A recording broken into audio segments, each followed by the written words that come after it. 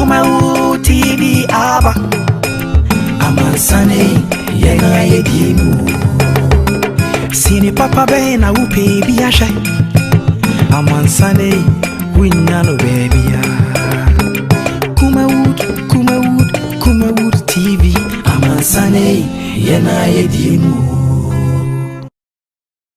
Kumawu TV aba Amansane yenga yedimu Kumawu TV aba Amansane yenga yedimu Sini papa be na upe biyashe Amansane winyano baby ya Kumawu TV Amansane yenga yedimu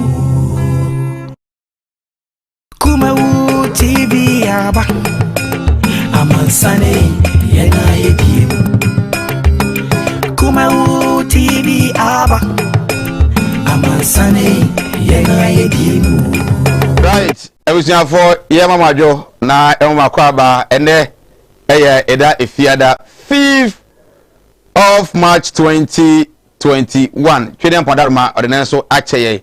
We are in the month of March into Ghana month ena ewumuno nyame atuma wachina Independence Day celebration in our country. Oh my Ghana 1957 ena unyankopon adarma odo me icheye ma yetimi ede ye ho efiri brunifita ne nsem nyame adom a wachina ena o man yina adom nyame de adom ya mana bro so ye kai kwan ya fa so a ye je ye ho ede firi kwasi bruni fita ne nsem enu nti sade etie no ye wo bia sa abere na wo ne ya wo na wote ase odo ne hu bie mo bia happy Independence Day celebration na ya transia dwendwene ho abusa se o man Ghana since 1957 64 years mu an ye kuria na se sanete a we busa se o man nan kasa pa no what have we been able to achieve ade pa no man no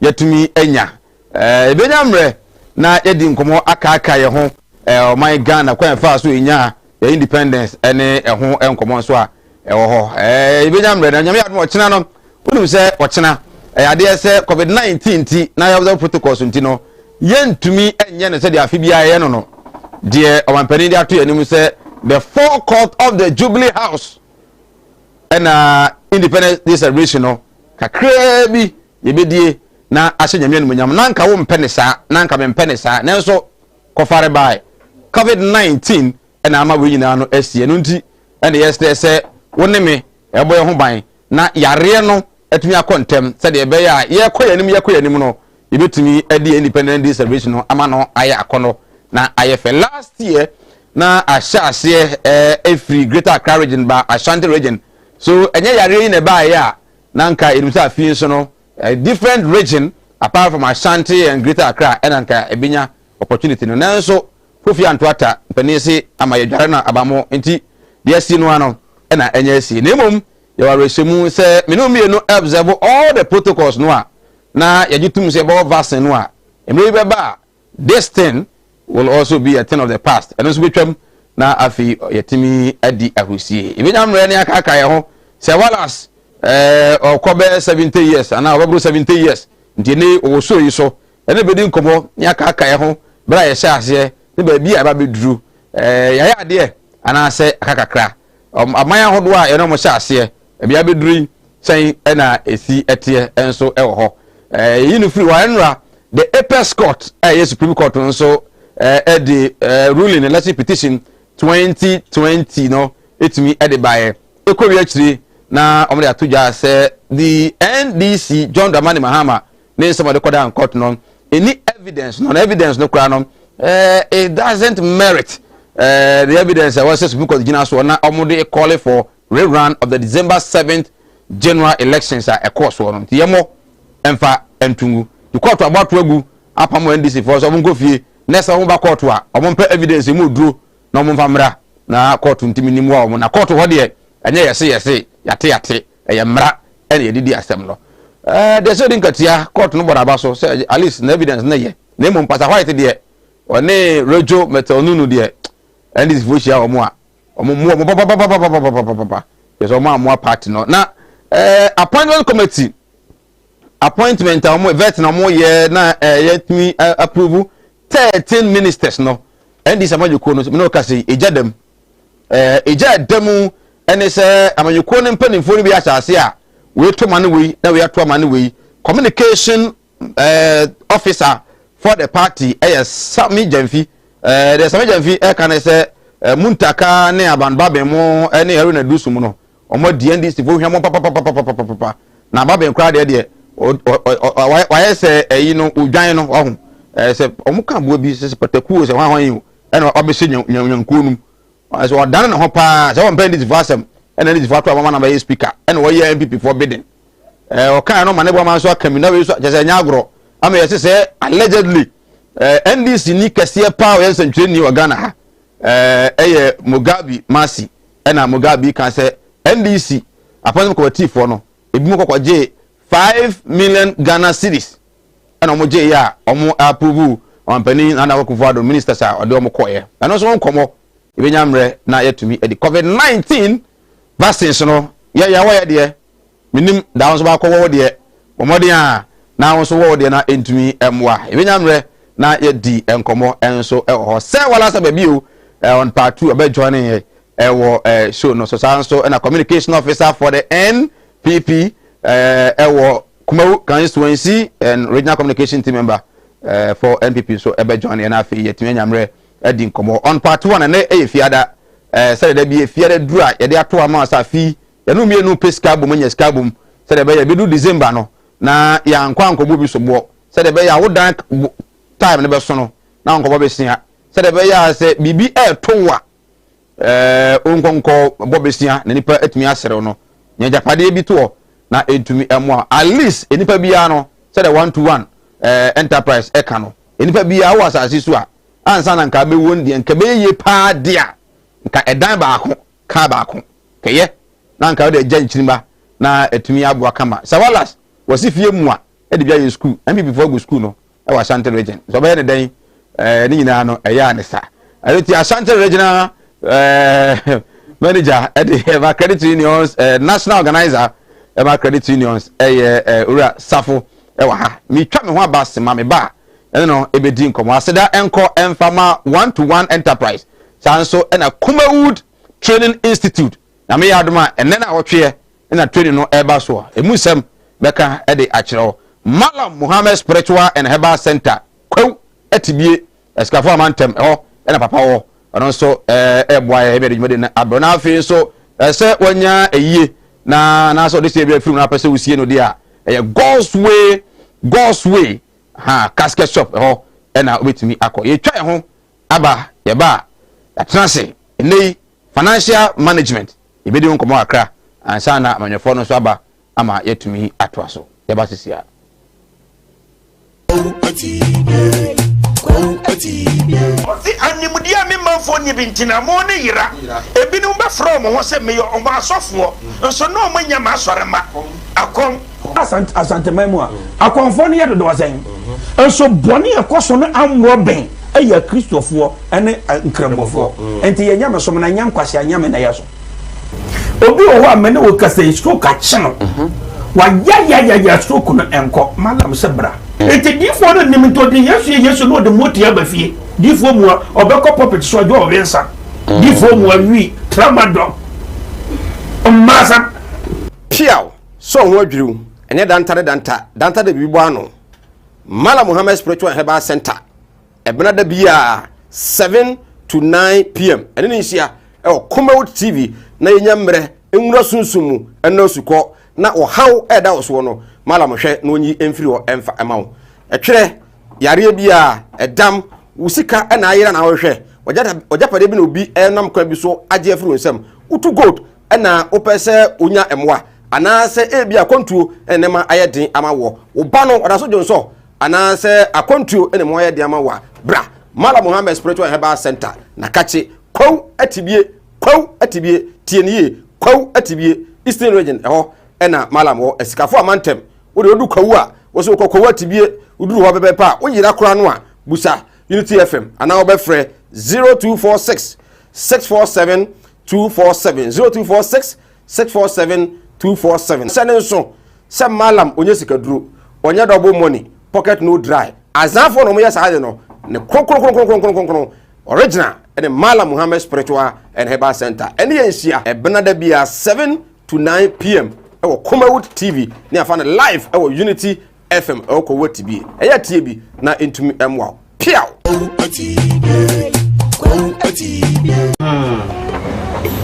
Well, all here. We shall say free moon. Why the den? It is slower. We na fakoko with him and I said, I want to offer and say no more my drama. We na no way. Na mfa nkonkoye bigman man why.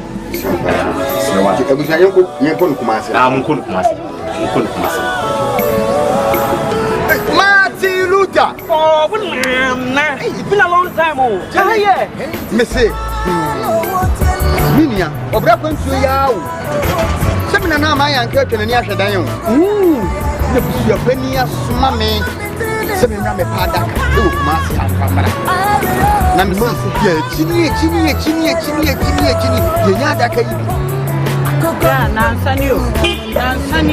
someone that's why. What's she made the winning problem cry? Who made this some free to buy better Ghana? And I'm in a confidential. What one animal said to me a day in the promise. And what bread in the capre or do you be next time? Ghost way casket shop. I look massy labor higher. Me call one man. And what's an enemy? Yes, can't say you. You would have been Chawano. Missy Kaya, the man is a family. I saw a bit yes, me ambulance. No, Miss Amped, everybody done no and come. Ambulance, any of down, only ambulance service into the problem cry. Any now, the year is a openness to take a crab with the outwas here. You know, so come on, stay by Pramo. You couldn't put it out. Some Ghostway casket shops here. You will not come every to send your movie now. Ghostway casket shop, you will come and say, in front of Newtown, you didn't labor office in the bank. Ghostway casket shop. We are the dealers in quality local and foreign caskets. Kumawood TV aba Amansane yena yedi Kumawood TV aba Amansane yena yedi Sini papa be na upe biasha Amansane winyano baby Kumawood TV Amansane yena yedi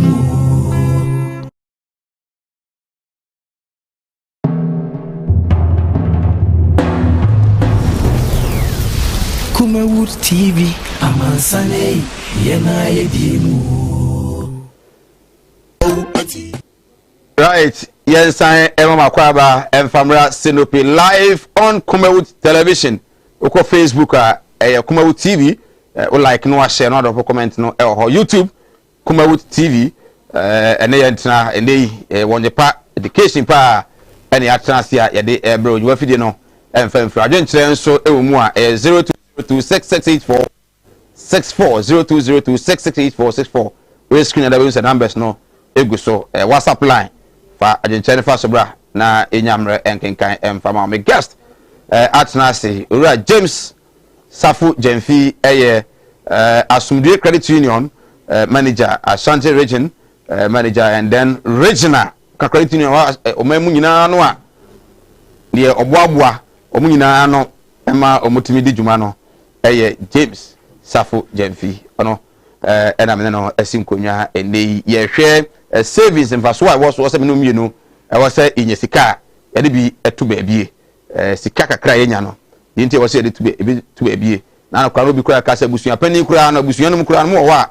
wo se mo ye savings na se de be ya bibi obi nga bibi si de ya bibi ya na bibi ya kura si a mo nya sika no bi e de aboa rosa fa kwa ba bibi ya boko de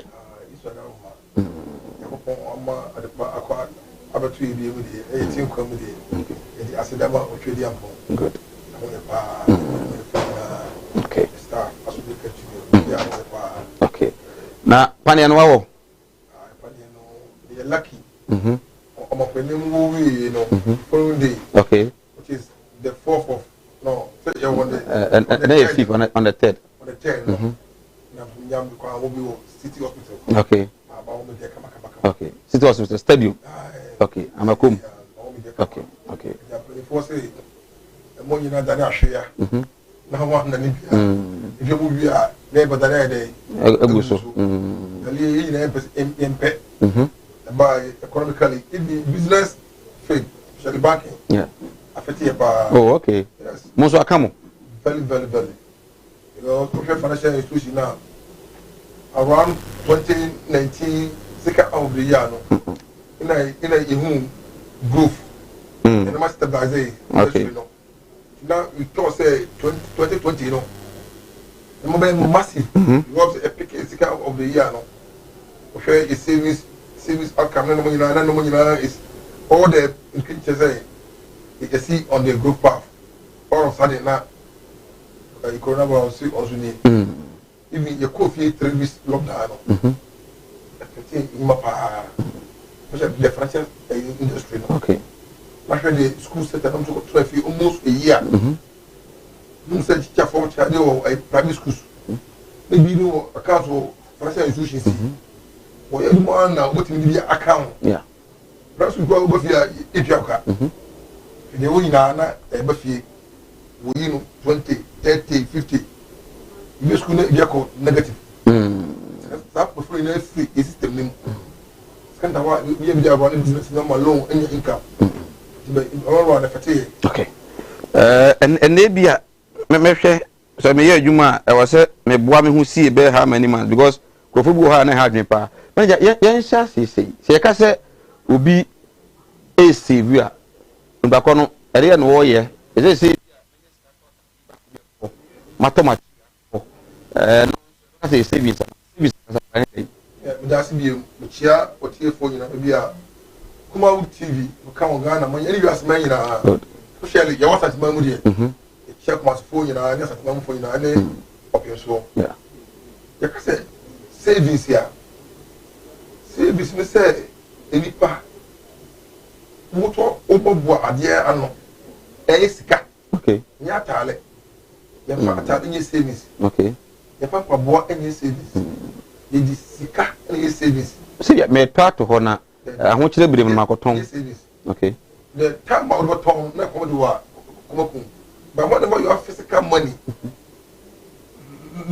liquidity or liquid your solid asset and liquid asset okay what concern a asset ya liquid and solid asset okay solid asset means that we talk cars auto I don't know auto by liquidity liquid asset you can just touch it easily then we save what that the toss are normal okay you save skaba you save atale you save paboa you go board could just what e bia o ton yan ton tem but if all the liquid money liquid asset ya sikana nkasa da ho you can enter into the bank okay that would you can touch it okay and use it you can save this yakasa say oboboa o sika ano sika bia ba nsema e ho dwo no di bia na party get to baby okay emra emu odin ba wako kosoto no that's savings okay the savings there we just do what sika ba wo semu no na wo di to baby and then I say we take try simple na e grow we save na e grow bia na wo dey want to wo o sha na waka on I to see money grows e grow na ba so ma increase kakra okay the savings there that can any be no we don't share aboa entatia here in tatia but the list ya watch try 3 weeks your chance 3 weeks no omo your match yeah one channel wow it will be more than 2 years now there a man but my money 3 weeks oh is bia not entatia e busy e yaduma o wake mo yina say o save o boa jonya no na esutobre pia nam say limu nye dunti no opi esutobre de bako sa yi no ko na ye adia ma ni pa bad mu kan ko be 6 ya so ko di fo contact ya ten na kwan esua nyasa okay na kwan ni bi ni say tatia ni anwo dinti no onye sika onye de na no de bi si mo mo pe no de bi si ebura no de asie ti mra dabone mra amoche brembra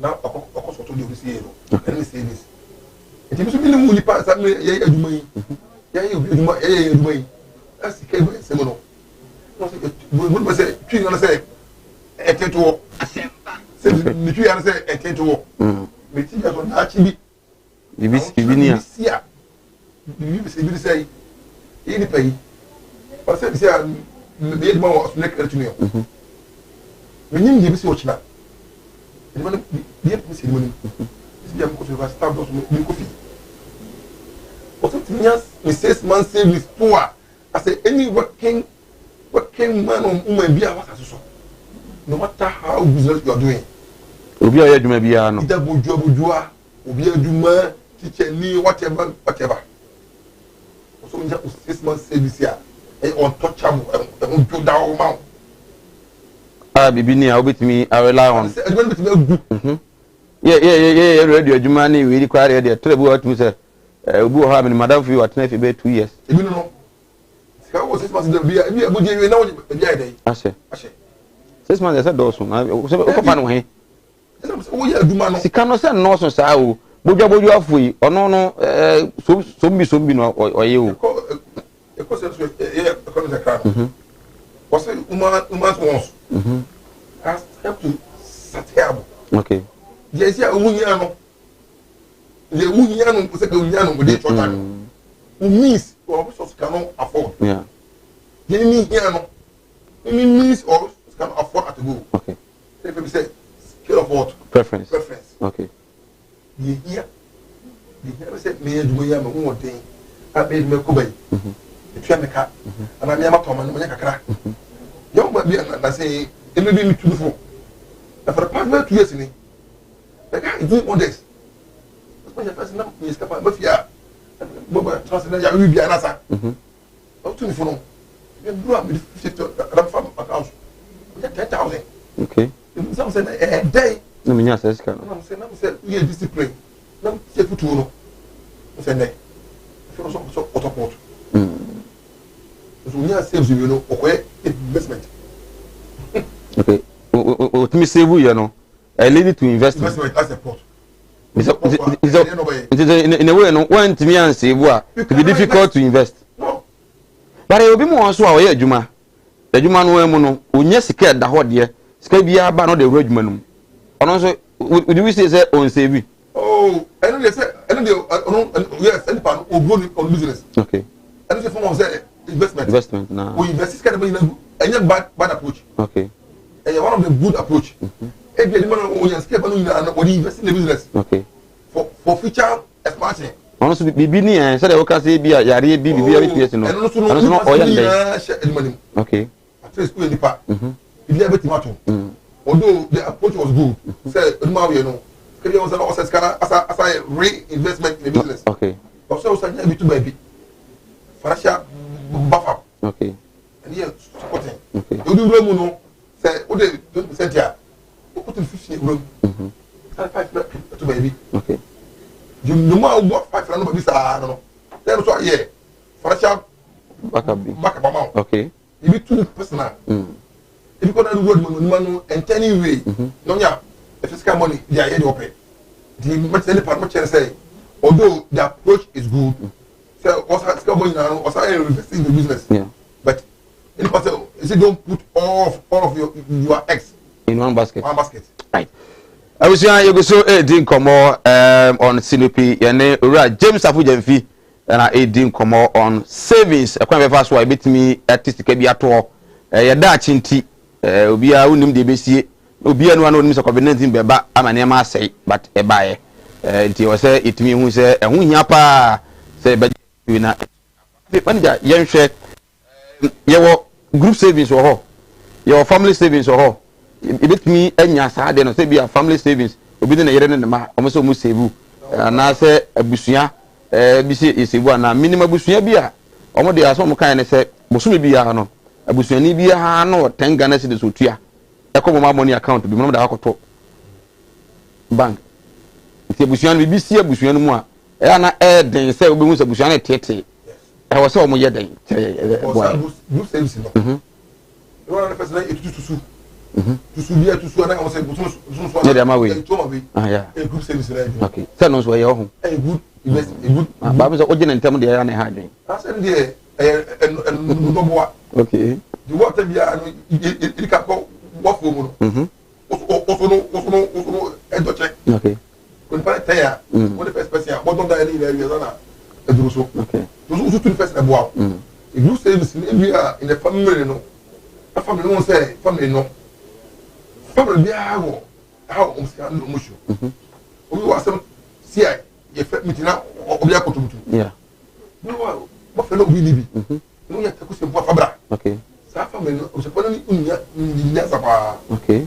Because c'est ancien and then to say on e CS kwa kwa be koyi. Wona akobe twapa. So mo for one. Yeah. So no sa policy yo so ma. E fa ko se oni aye nko anti na ye. Yeah. Ye. So me bia. Se you be wu a. Be bia na akobe twa. Ko se school. The same fan na so na e bo ano no. Wait me there. Bo akwa na ma school. Na obi akwa na djuma bibia sia ma na djuma aba fom. Ko na o su aduma.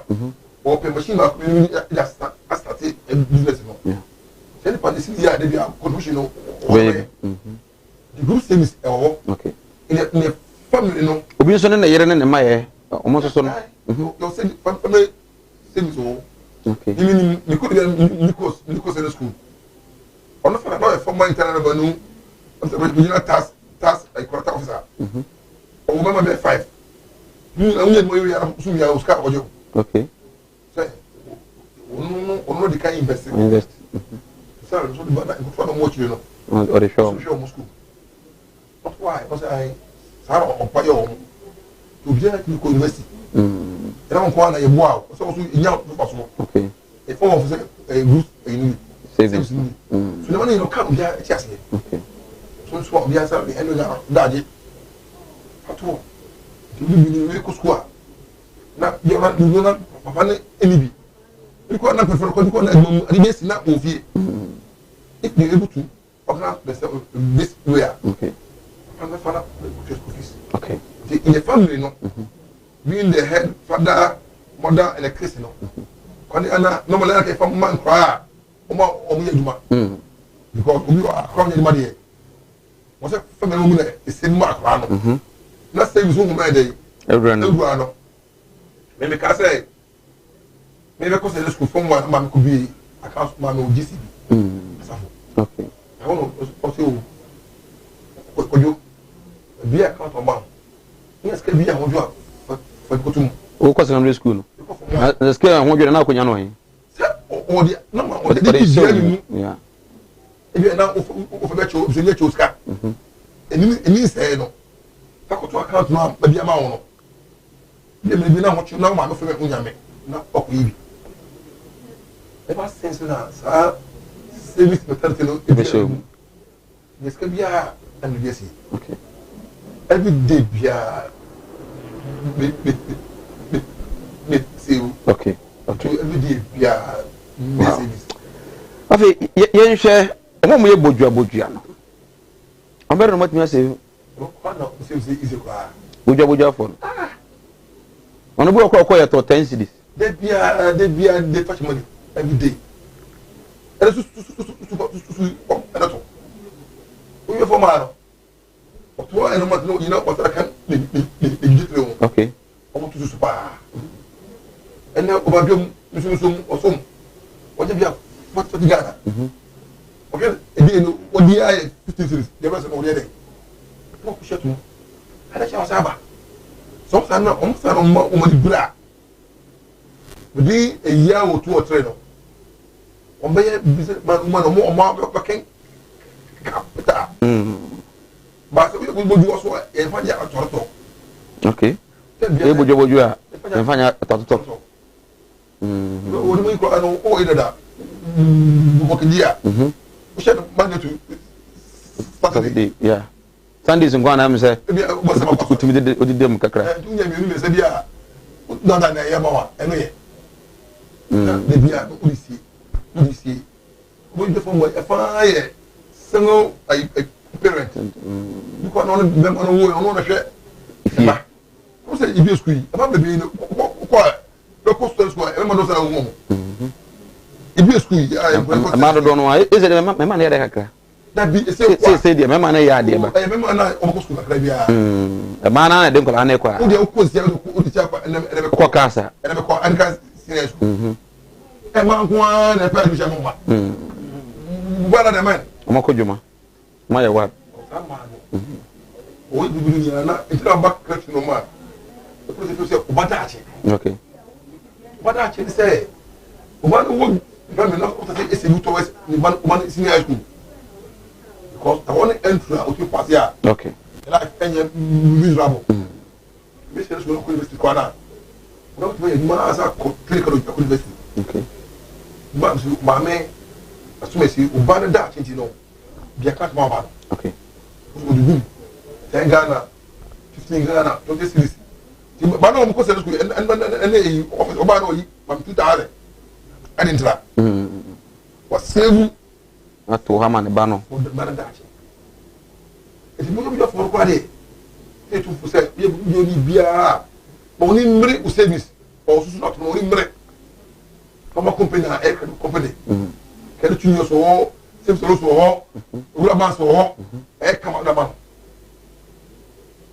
o ya to we no e mo fi ka no bo no na edura used to wanna offer okay send the message or there ba so good evening sir Mike, I'm watching your show. In fact Fridays has been my favorite, but can he also talk about sacrifices to make it in life? I think maybe say ni na na sacrifice bi ano because bi anan ka manya bi wasan ka me dey fa ba bi bet na me say that chinti oh okay sacrifice yeah me talk me fanya me ho and financial discipline okay somebody go you for no any kwase we are to okay who go your ability do or no no man to body no who is that who say work here yeah right the one say ko ina ko jomo ni o awa ya mo ya boka we o say work here I don't say e kwa de tia yen yes so the boss you get so every time you was also say o ba ti o na tia it ya pa o man ya e mo be do e kama na afini na wa mo de ji so when Roman for the trap ya what is someone like white and do who difference no ana yeah a budget that okay you need to open na you are free now which is 5 back 5 okay so on ko be black no say guase you wash it 4 ina yeah you know now 5 yeah but I'm no no I'm saying on pe ina capti yeah 5 you shoot 3 fini na adenta yeah they don't mean anything say okuta standard way of dressing yeah okay well so be the message be okay how do I become rich? Yes. Naomi in Kranza also how does she become rich? To become a rich as a only more being when you are mad hard work so you hard we are strong hard worker and we are duma akojuro ni woni so now say you have focus okay that's not me dey or say despite ni shoe yeah so you mad okay to become a rich man woman so you good time for your business okay good time for your business it's a deal crema bankers okay among supply goods so we didn't cry business partners no to the police I dey with them say emudo Naomi question emudo maybe one of these days we had enya we pa so we discipline now time let me say a good dangote okay o me dangote no abrepa yeah so 3 a.m. the dawn no why it training 1 hour 4 5 no move oh didi oh me say me started adwuma say na mate adwuma den na ma adwuma no grow before we reach no adwuma den and discipline and then no credit na so nothing sa na ma me say no credit discipline na adwuma den because we lazy we can every time Adam say have you ever seen, Sir Mike, please ask, has he ever seen somebody who has become so rich by working for others? Etesi. Ghana Ibua. Oh. Yeah, young for you, Ibua, sir. Adam's question. Now call a piece from a comes back. So, or the so rich by. Okay. Yeah. Or you call now. Okay. It's still working. Now, companies are Edmonton. Company, a couple of years. So small. Okay. No matter how pushy or you keep on working. Okay. Right. It's because it's 20 years. In Manchester. It's a money. Okay. In 1 minute, advice when I remember, especially, you know, no more bujua. Now, I'm afraid because school. I will see a fro, go how, or see where be, go on what fast be. Near, she said, they seem not to get money. When you see that, every time Biana, Sikabia, a broke also a Crebiano, now a more our challenge your home. I didn't know somewhere, just in a minute. And there, can take very quickly. I and the opera. I put my phone. Okay. Say, and this can mean young con. I said no crap. Okay. Right. You know, you do. Okay. Now you be a Timito. Service, I think to one. Okay. Put you one way, I said, oh, right. So we are so prepared a more will be home. Was out. Very school. Then I said, 2000. Oh, say, Mark. But no more. When you're 1,500. Can you also go out? Yeah. But when you're serious. So one of one day. And one of you. Yeah. My because one got you come back again. I don't know to say before saying the mother being the money and a time. I'm going to say, send a war. You feel over Bushra. Who's the same one? Yeah. I say, what? One. I saw bottle one. Yeah. Jesus will your okay. And if now, Crady, wow, send me a quality by a just say, you may be a many, and it's a much man. Yeah. But now you're Ebra. Okay. And now, okay. We are sitting now. Put a day, be a once in the corner. So me, next month, over this. Not a cool. You would laugh, you know. Then you one Ghana. This guy was near the man. You may be a trillion for say. You will be a more, one old more. Unya for this year. Now, also, and you almost show discipline. Will you be for any person we are to talk no pasa? Okay. You to idea ever chairman. Okay. Then you really see. Okay. My mother soon. I have a lot of children, and so any money that I get, although I'm working, I still have to invest in the kid. So there is no means of me trying to get money aside. Really be on the banner chairman. And only be next week. Even I'm ready. Now, my number for Janabia will be tutorials via what to me. 0246 0246 58 70 69. And two friends say open she will be okay. You're all 24/7 say. But if you were not calling a job, I'm fair. Good. 0246 58 70 69.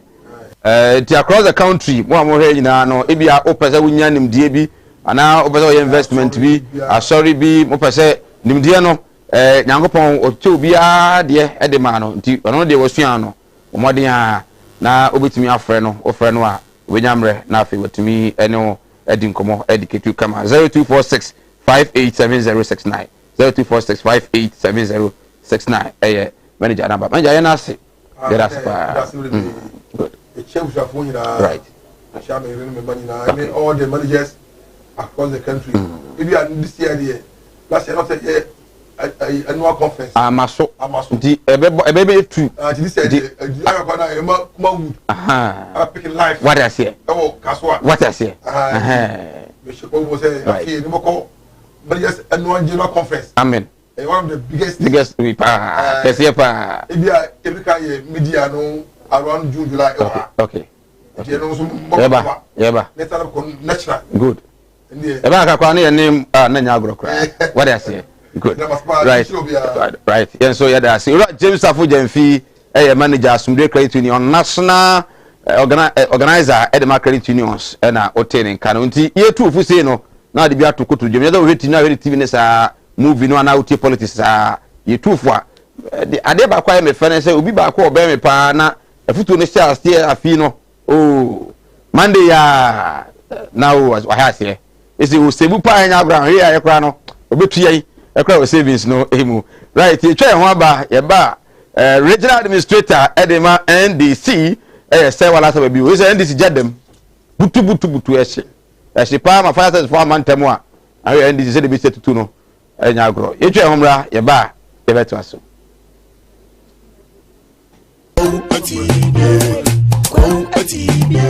animudia me manfo nyi bintina mo ne yira ebinu be from ho se me yo omo asofo nso no mo nya ma asore ma akom asantemamu akonfo ne yedo do wasen nso boni ekoso no amro ben eya kristofo ene nkrembofo enti ye nya me so na nya nkwase anya me na yeso obi oho amene wo kasa stroke a chino wa ya stroke no enko malam sebra enti difo no nimto de yesu no de moti abafie difo mu obekọ puppet so ajo owensa difo mu awi tramadol masa piao so ho adwiriw ene danta de bibo ano Mala Muhammad Spiritual Herbal Center ebena da bia 7 to 9 pm ene ne nsia Common TV na yenyamre enwura sunsumu eno suko na ohaw eda oso no Mala mohwe na onyi emfiri ho emfa emawo etwere yare bia edam usika na ayira na wohwe ojapade bi na obi enam kwa bi so age afiri nsam utu gold na opese onya emwa anase ebi akontuo enema ayedin amawo oba no odaso jonso anase akontuo enema ayedin amawa bra Mala Muhammad Spiritual Herbal Center na kachi kwaw atibie tienie kwaw atibie Eastern Region eho na Mala mo esikafo amantem wo de odu kwaw a wo so kwaw atibie uduru ho bebepa wo yira kora no a busa Unity FM ana obefre 0246 647 247 0246 647 247 sene so se malam onye sikaduro onye double money pocket no dry azafo no mo yesa hade no ne konkron original and Mala Muhammad Spiritual and Herbal Center ene yensia ebenada bia 7 to 9 pm ewo Common TV ne afana live ewo Unity FM ewo ko TV eya tie bi na intumi emwa piao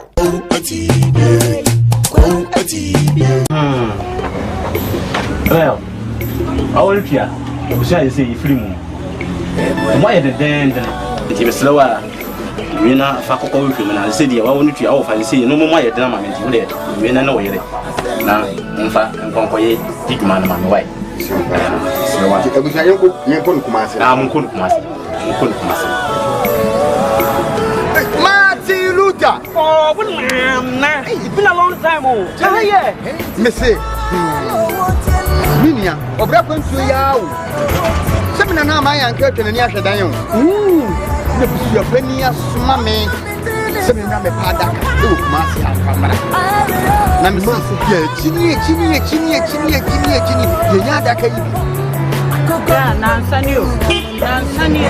mo na wada so a mo hia me de woni problem kra wo be je di se me free Dubai be duru Ghana ana me na na kobedantwi wo to na na no ansia do ne eja yi ne bo me so e wa bre de me ni kapre odu obi na kire me Ghostway casket shop a e wo kuma se labor hire me ko ho no ma anu musa ne me yes kan hye ye o wo de bi ntwa no Misika ya di ma me se me famra no iswa abensu ya se me be ambulance na me sam fe de be de da no enka ambulance ani de be da ho omu ya ambulance service into ni problem kra ani na ye here ni se ubenya sika kakra bi di ato ase you know se kuma stay by plan no ye ko na mo kwatira o some Ghostway casket shop here ye wona ka me bere te se de mo hu na Ghostway casket shop ye wo kuma se infantile town ye di labor office na ben Ghostway casket shop.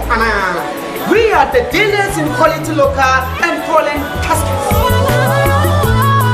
Kumawu TV aba Amansane yena yedi Kumawu TV aba Amansane yena yedi Sini papa be na upe bi ashe Amansane winyano baby Kumawood TV Amansane yena yedimu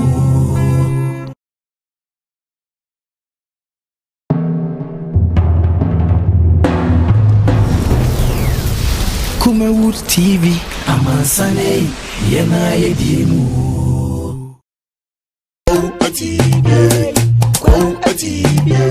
Animudia me manfo nye bintina mo ne yira ebinu be from ho se me yo omo asofo nso no mo nya ma asorema akom asante maimu a akonfo ne yedo do wasen nso boni ekoso no amro ben eya kristofo ene nkrembofo enti ye nya me so na nya nkwase anya me na yeso obi o ho amene wo kasa stroke a chino wa ya stroke no enko malam se bra enti difo no nimto de yesu no de motia ba fie difo mu obekọ puppet so jo owensa difo mu awi tramadol masa piao so ho adwiriw ene danta de bibo ano Mala Muhammad Spiritual Herbal Center ebena da bia 7 to 9 pm ene ni hia e Kumawood TV na yenya mre enwura sunsumu ene osukọ na ohaw eda oso no Mala mohwe na onyi emfiri ho emfa emawo etwere yare bia edam usika ena ayira na wohwe ojapade bi na obi enam kwa bi so age afiri nsam utu gold ena opese onya emwa anase ebia kontuo enema ayedin amawo oba no odaso jonso anase akontuo enema ayedin amawa bra Mala Muhammad Spiritual Herbal Center na kache kwaw atibie tieniye kwaw atibie Eastern Region eho ena Mala mo esikafo amantem wo de odu kwaw a wo so kwaw atibie uduru ho bebepa wo yira kora no a busa Unity FM and now be free 0246 647 247 0246 647 247 sending so some malam onye sikaduro onye double money pocket no dry azafo no moya saade no ne konkron original and Mala Muhammad Spiritual and Herbal Center and yensia e benada bia 7 to 9 pm e wo Kumawood TV ne afa live e wo Unity FM e wo Kumawood TV e ya tie bi na intumi emwa piao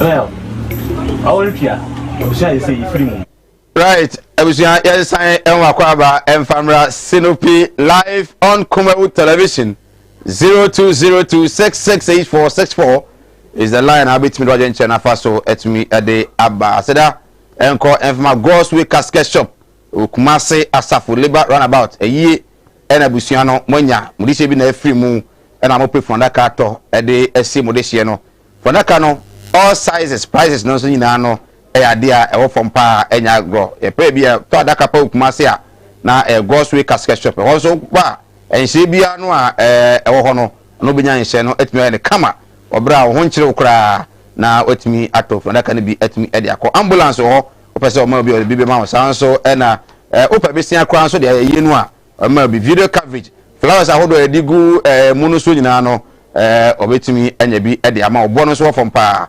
Ghostway casket se obetu so no akoton a oba obetimi abo bi ana wo libu wo tamale ana se bi ana wo sahwi wo Eastern Region Greater Accra baby a obi ano opese obetu casket no adaka no na onso kokoton wa bo no ofo mo de ma wo na etumi aboa wo Kumasi Asafo labor runabout on senifa so a wodi wani a kire Prempra Assembly Hall no eho na Gospel Casket Shop na kache no ewo obe frɛ no ewo 0243 737457 0243 737457 na otumi ajo so abusia de tie ne se endei ewiase no eya na ena hokwa ebia no ewo se unya bambo etumi edema de wo ye no na ebe ya se baba ko store se oton nema na store no enipa kura no emubusa enema no kura price no otumi atobi adonti me kanfo e de amount se ope bambo e de am odwuma etumi akoso customers no etumi ba bru ama nema etumi akonkan e de amawa ana se ebia utu ofuma gude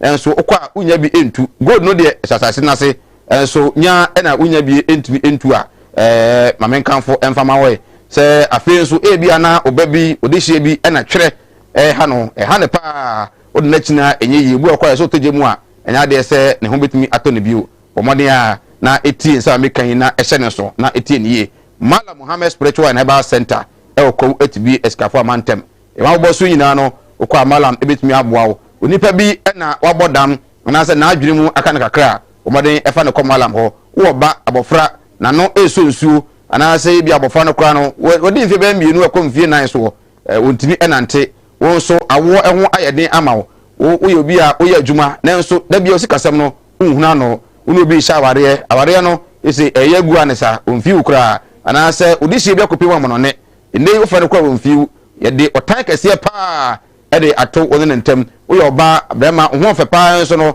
wo hie oba bi anu a na wayu abo hia be ma na wayu abo ana se adwuma sem na ayeden e de ama wo asase na wo na ye fa kwa bi so age firi nsem court asem na wanya wodi be mpa nso hu se de iko no ahwe a obedi fo me kanfo e de ama wo se ko Mala Muhammad Spiritual and Herbal Center kache e ko watibi a obeboa wo ama onso wo ha obia no e boss ama oso nyina no mala meboa ho ama ala adaroma etimi afri ho kwa etibie eskafo amantem ho na mala mo wo de wo yira kwan ekodu ko watibi a Unity 87.7 FM ono ane dia mala mbako my Ghana watimi abie radio station 27 years obianko station hoda se okọ ma akọjide sika kora fi se de mala mbaya ma nyina pa ya na edemu a ono obia any problem ana oba frɛ no 0246 647 247 0246 647 247 ofre no a obeje woso Kumawood Training Institute akachero say enei say woso ya kratini akọ school teacher ni nurse wo ya banker ana say wo ya badwuma ni bi ana wo wonya obi adwuma na wo ye na trimu ya oda say wonya covid ne ba ni bi adi teacher ni bi wo yi na dukote na fie private school no wo kire ne pa na nso bia na nka wo ba Kumawood Training Institute na obaji nimde e want tete de ma no ho a dakrope just one day with only 250 Ghana cedis unya nimde no a obedi de ho saa kopim se twede ampo ba etiwei ye sori a ye itimi alata samna itimi le quisoap itimi eye enema hodo no bi so ewo ye enti ye ho nche ye da ye kanfo de ama ye Kumawood Training Institute eho ene esu ano enti so ba ha dwen kra ye kanfo ama se nyame ya adoma enefie na awotwe Kwasi Adan Hall wo cultural center Kumasi Kwasi Adan Hall cultural center o de odu Kumasi aso me cultural center e fiada ene na wo pepepe anopa hwebe nonkron na e de train na ahyase da ko de kire wo ama wo hunu se ne papa no ho we are skill training ye wa do nsa eye ye ma pendrive aka ho ye ma handout aka ho okofie ibu okwa na na ebia e refie aka ho refie a wo de pendrive no e hye tv mana machine mu pepepe nyina bese yi ama na watumi aye atumi aboa nti enei biofield digester car and motor tracking device soap making gas snail farming kwa fa so aye nwa ma watumi fifie mushroom mrei ene so ye be kire o sanso na brown sugar no ano na morofo aja tum na sa hwehwemu aja tum se eye pa sugar e di pa me ahode no brown sugar munya white ni die na mesua kwan fa so brown sugar no na entimi emuamo Dettol tomato paste na opese we be banana shower gel na fruit ice cream na opese usua ye kanfuru nyina e de amount se nyame ya adom a ye fiada ebe yi ene na wotwe e Kumasi Kwasi Adan Hall Cultural Center bra na en fa tete no e ma 250 Ghana cedis per obaje tete we nyina wi ma certificate aka ho a wo ya adwuma no na wo de kire se ampa waje tete e wo accredited institution number we na be frɛ opese obabia di kan frɛ na obuku registration no ansakura na de no so a watumi aba 0244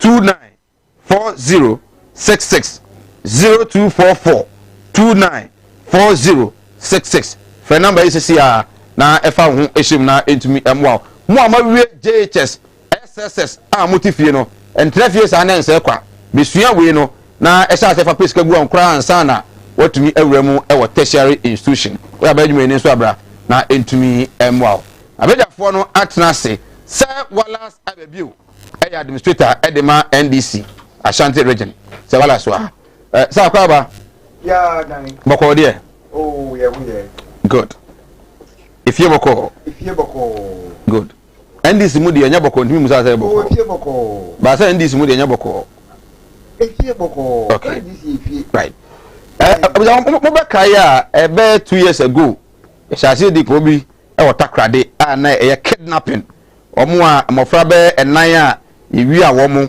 na ese sama hoisu bi odoto hoisu bi ni ade Nigeria fo mi nu bi mba takrade be wi ankola no wi akiri na eso mokunkum nkola no ama ko yen se mebiri ene kota ka setena ama rule na ba se ye enkokum omo susu ebi emfa entuaka ne ama mbe 30 days a omo betimi ede aye appeal no anya sa ade a omo so ede omo ekokora na ekokum omo ebi well mo fa no so mo wo so mu ye opposite for the betu ja say upon the CID investigation no so mo fra no omo awu ama omo nanka sakra no yebi ede kire bara ofo ni business store no omo nte ase ruling no aba se san nkrofo mi nu omo di sa abon no Samuel Wells ene ni nipa ba ko kan no oje omo nyina no yenkukum omo ebi well we jamre na ye di nkomo na nkomo no eye de course anura e wo Supreme Court edi etia NDC se omo entimi anfa evidence ama ewia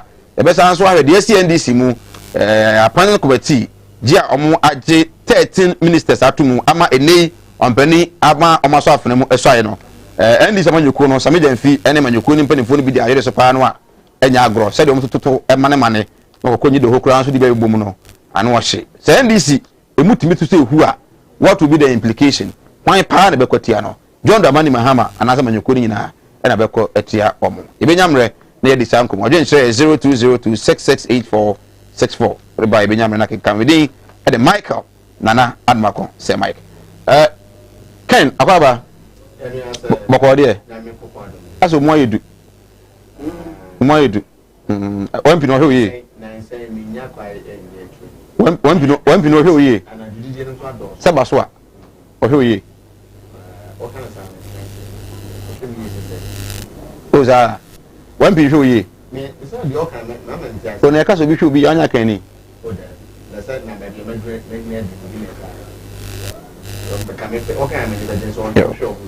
okay. So Wallace, say Mike. Supreme Court enra the course so. Say modern born na nso ani. The modern born na nso ani. Na manhuma asem kan yi.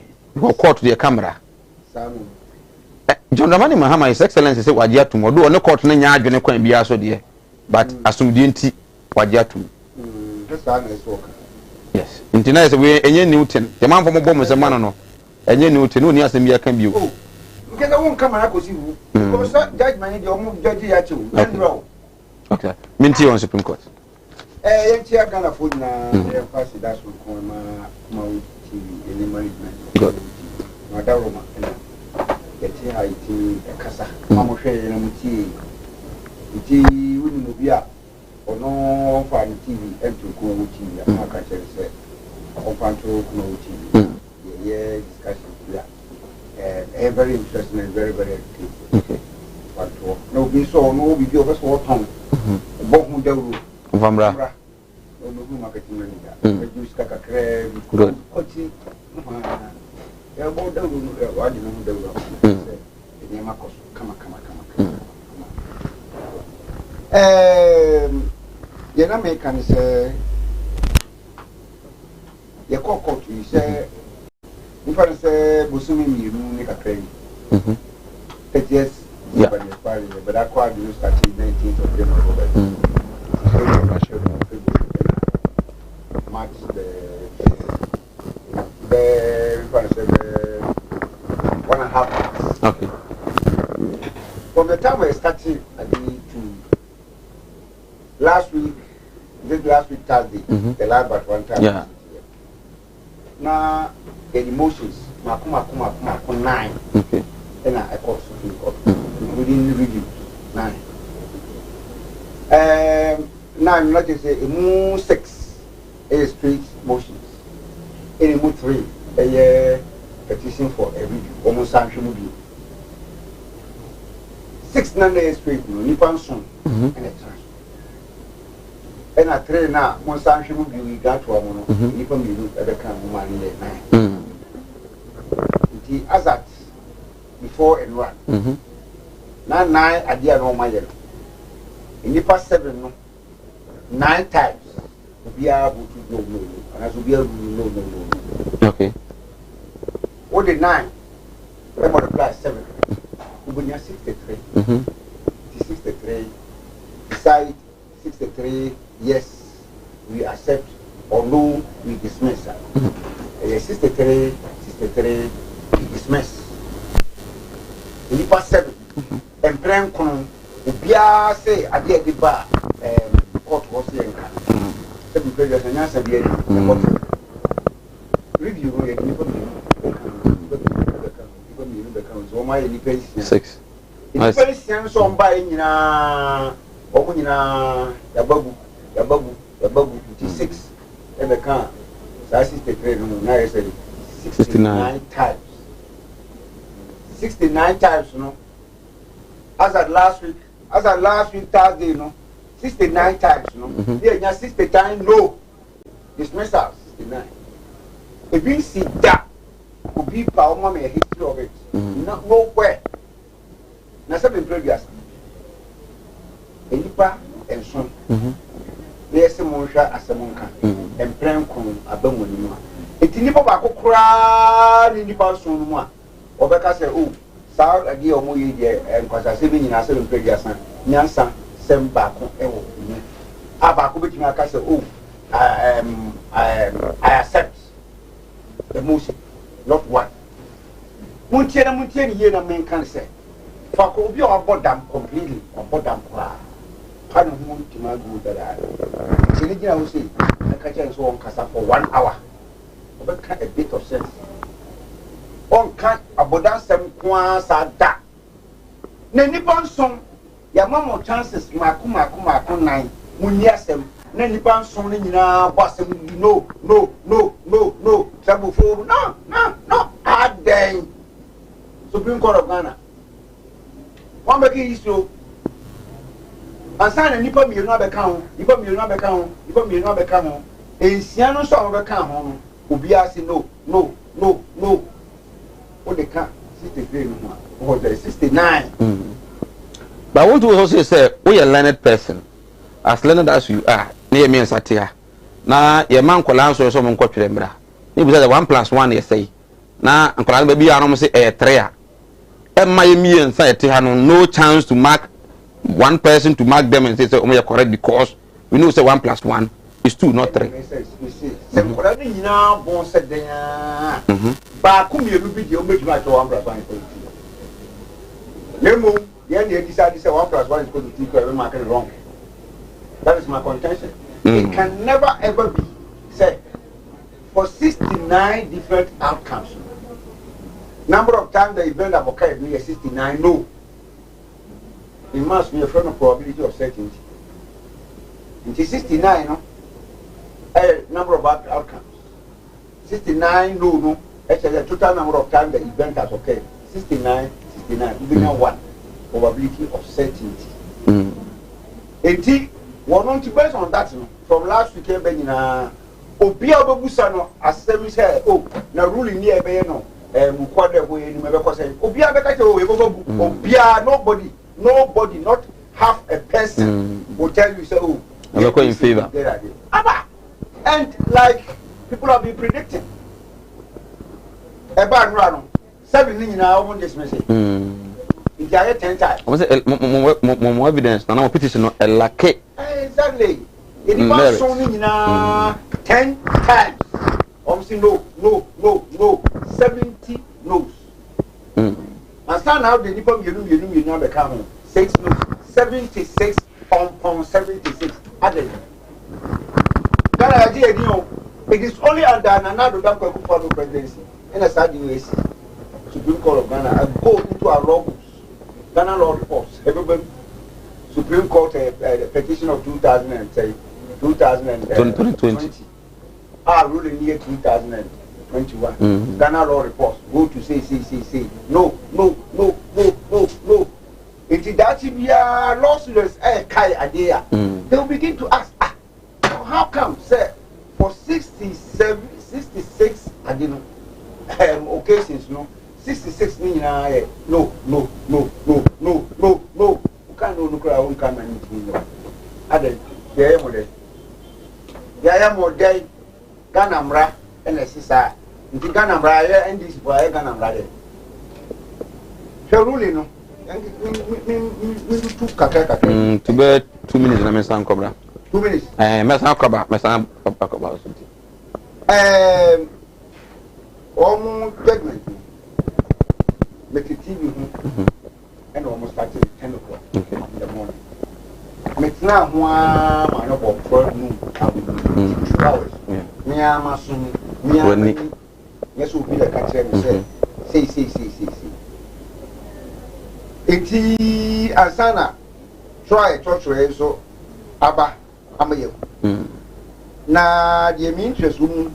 Back you know, interest won't classify ye almost say Rudo Metal and a Pesa White. I'm a crank. Good, I'm a crank. Let it was he used enemy boy, just enemy boy you should be. What's it? Let it to say about them something. He used a frisbee. Was it a fanciful? That would be a fanciful, I just say a concept. And then Oma makranke. Oma makranke. So, ewoha. For 2 minutes, just election petition. Rojo, Pesa White, testimonies, fanciful, irrelevant. Supreme Court. The woman who knew straight. Let me be your mama. Just only a but the Supreme Court has described as fanciful the testimonies of Mr. Rudo Metalunu and Dr. Pesa White, who were witnesses of ex-President John Mahama in the 2020 election, saying the least said about their testimonies, the better. But the better, yeah. The least said, the better. And just tell me, the justices, no, explain say, so you're more, you must say, yeah. Nipa more you might say, so you might demand Nipano. And they didn't do that. Yanka say, Rabbi Jedi say, a Juma demand, and we year and as my ye. Silent judgment, no silent, a cock, is that a relief we were seeking? Yet I saw Munche, no one can say, one more baby at dance here. Am I in? 1 more money ye, and I saw 1 million. Is that one of the release? Okay. You're never understand PW2, a public witness 2, or the Pesa White. And a PW3, a public witness 3, only a Rudo Metal. What's say? PW2, Womako2, when I the Okaya, Kasankasan, were 2, Nabasa Yabe. PW2 and PW3 were agents who represented the petitioner at the National Coalition Center, Dr. Strongwood. Their testimonies were based mainly on what allegedly, and say, they say, happened at the strong room during the final coalition, and the fact that they failed to sign the final form of the presidential election call for Turkey because of this. So, I feel was saying we describe this evidence as fanciful because despite the alleged protest, they went ahead to verify and certify 13 out of the 16 election coalition seats. was say Chief Justice Aniyabwa added, while the testimony of PW1, I said was emphatic, the petitioner is not in court to challenge or compare this. The testimonies of PW2 and PW3 were in respect of alleged irregularities in the figures or data or some of them. At the time, he keeps using the word alleged. Asamba court. Asamba court. The figures, one must say, electoral commissioner mention or a mistakes. Mistakes which the figures will be NCCA or corrected. If you are there alleged. Okay, Masamba. Angie. Yes, on the course and Supreme Court. The name of Hannah I know. If you must say for rule of law and I Juma. Mentio. So Mike Meda was na match here for. Good. I'm more watching Chinny now or more Kuma would never bomb about so. As I say, most starting Juma now and cheap, but Mudi Aquachi. As I say, would be a full line to my be a course free bar at Sampa. Kuma would do actually.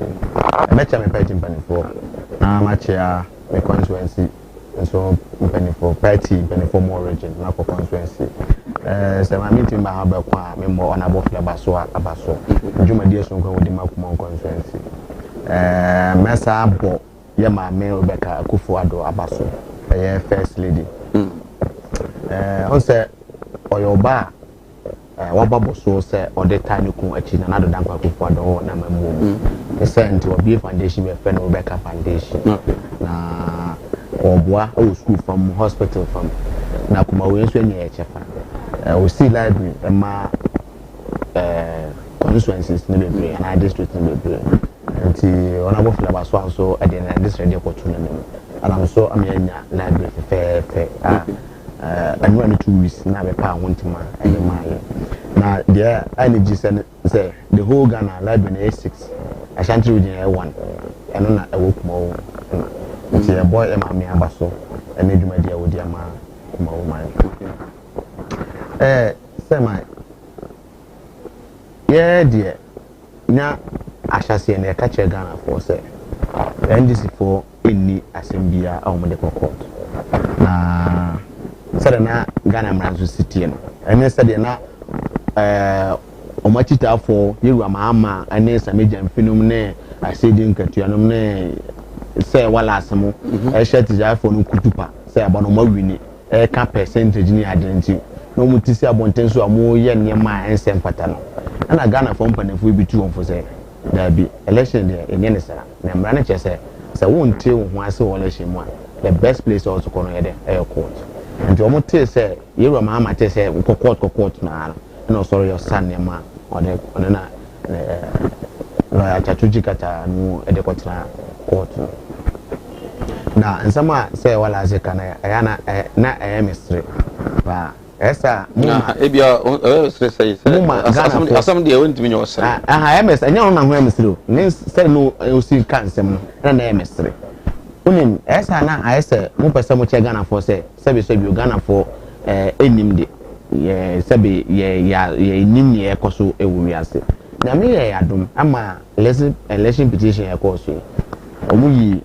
life emu bia ye de ehwe bi se de enyina di ho adanse enti nema bi wa betina ha ya ma ye teki ya omo ajemre mo hwe na for gante esa se bi kwa no mo nim de sene ye enti ye pass ye be nam kwa bi su because any opportunity abeta ante to futu agumani na antwayi adia na anko so Supreme Court what you say Ghana mrampo ne se wa legend wa wo susu bibi no ahu say bia obi ayo money bi no wo na also approve what you say they see amaba ha no mabeka kire say bi o adwuma pani say my last week me ba program no obomaso what you say e dey na chese say ma obomaso ahu e dey say me man ntimi ameka dey chese obomaso ma e dey ntina wo say court jitum say ampa obomaso once I shall see a court.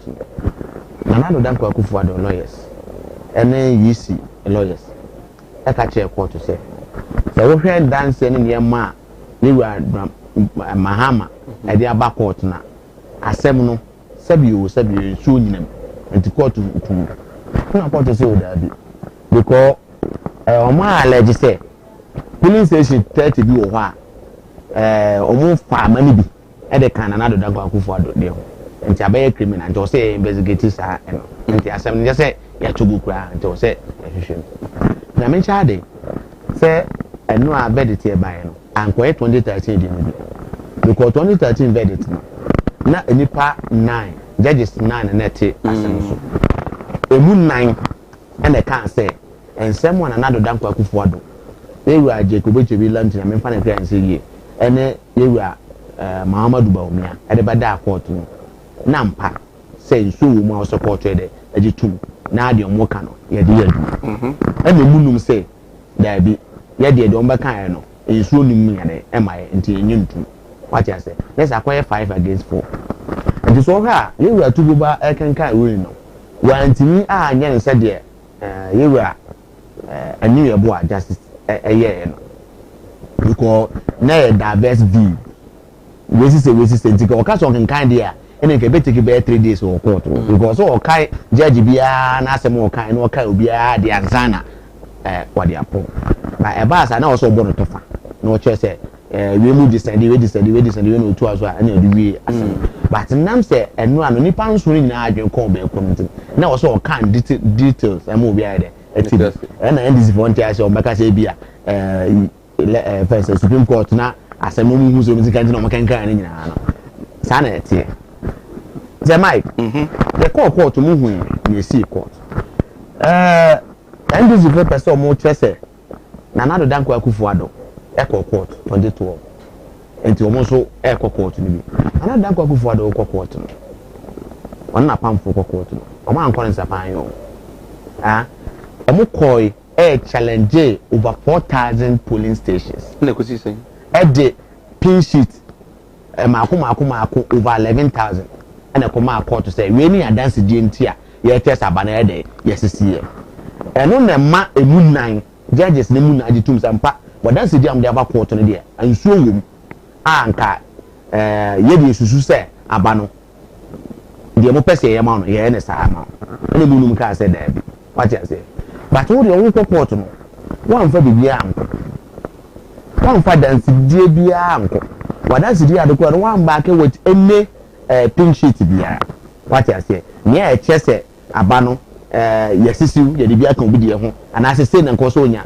ene ate so akoye ni se e bia anko enti de ko ba ya ne se mo abra yewa akoto ampo cross examination ye ready as in ketua obisano question na pem na was ye de enye results nti na ba court ni ye challenge your friends mama Jemensa yisi boss na adwuma wo ye what you say ho na me na sabi o menye lawyer ni no na menye judge me hu say ndisi fo no o menye serious because they be kind no o mutu futo bu Ghana for ni say abano ma wini ni awia wo ma wini amfa mo akudu court nso a ya ngasi ya wini ye say apai obi anya 50 plus 50% threshold plus 1 threshold no obi anya nti abano ye nkoto no foforo what you say afi enko eno so e de court na so ye wu enu nso a na abeka se da bi no ko anya ne challenge ne mo challenge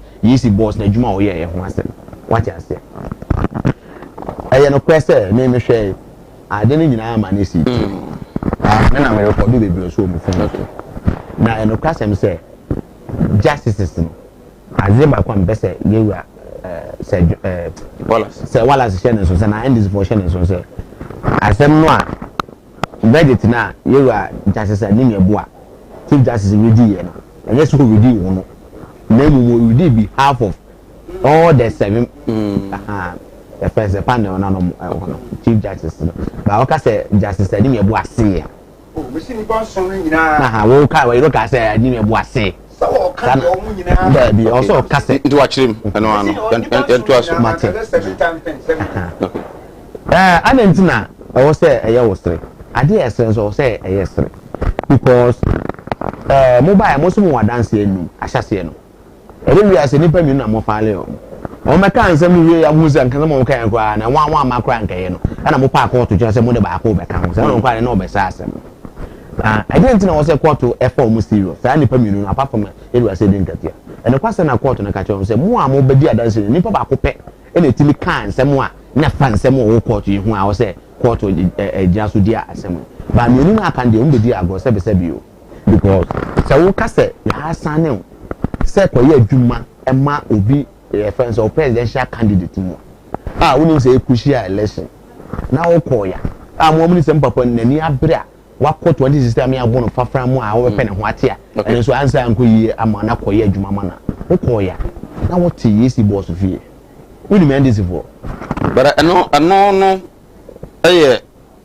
idea it shouldn't have affected the results. So if truly one, who said so what has the justice can say allegedly. Me ba one I want to make so many not and a vote pardon. Vote pardon. The court says they brought about 4,000 but looking at it, even if it happened, it will not have any effect on the results. The issue is that the court did so well by investigating to find out say vote pardon so and not so. Two, if the vote pardon and any effective piano and a vote pardon no any effective piano and the general outcome this one. Only a vote pardon no so no. DNA de woman because this is an apex court.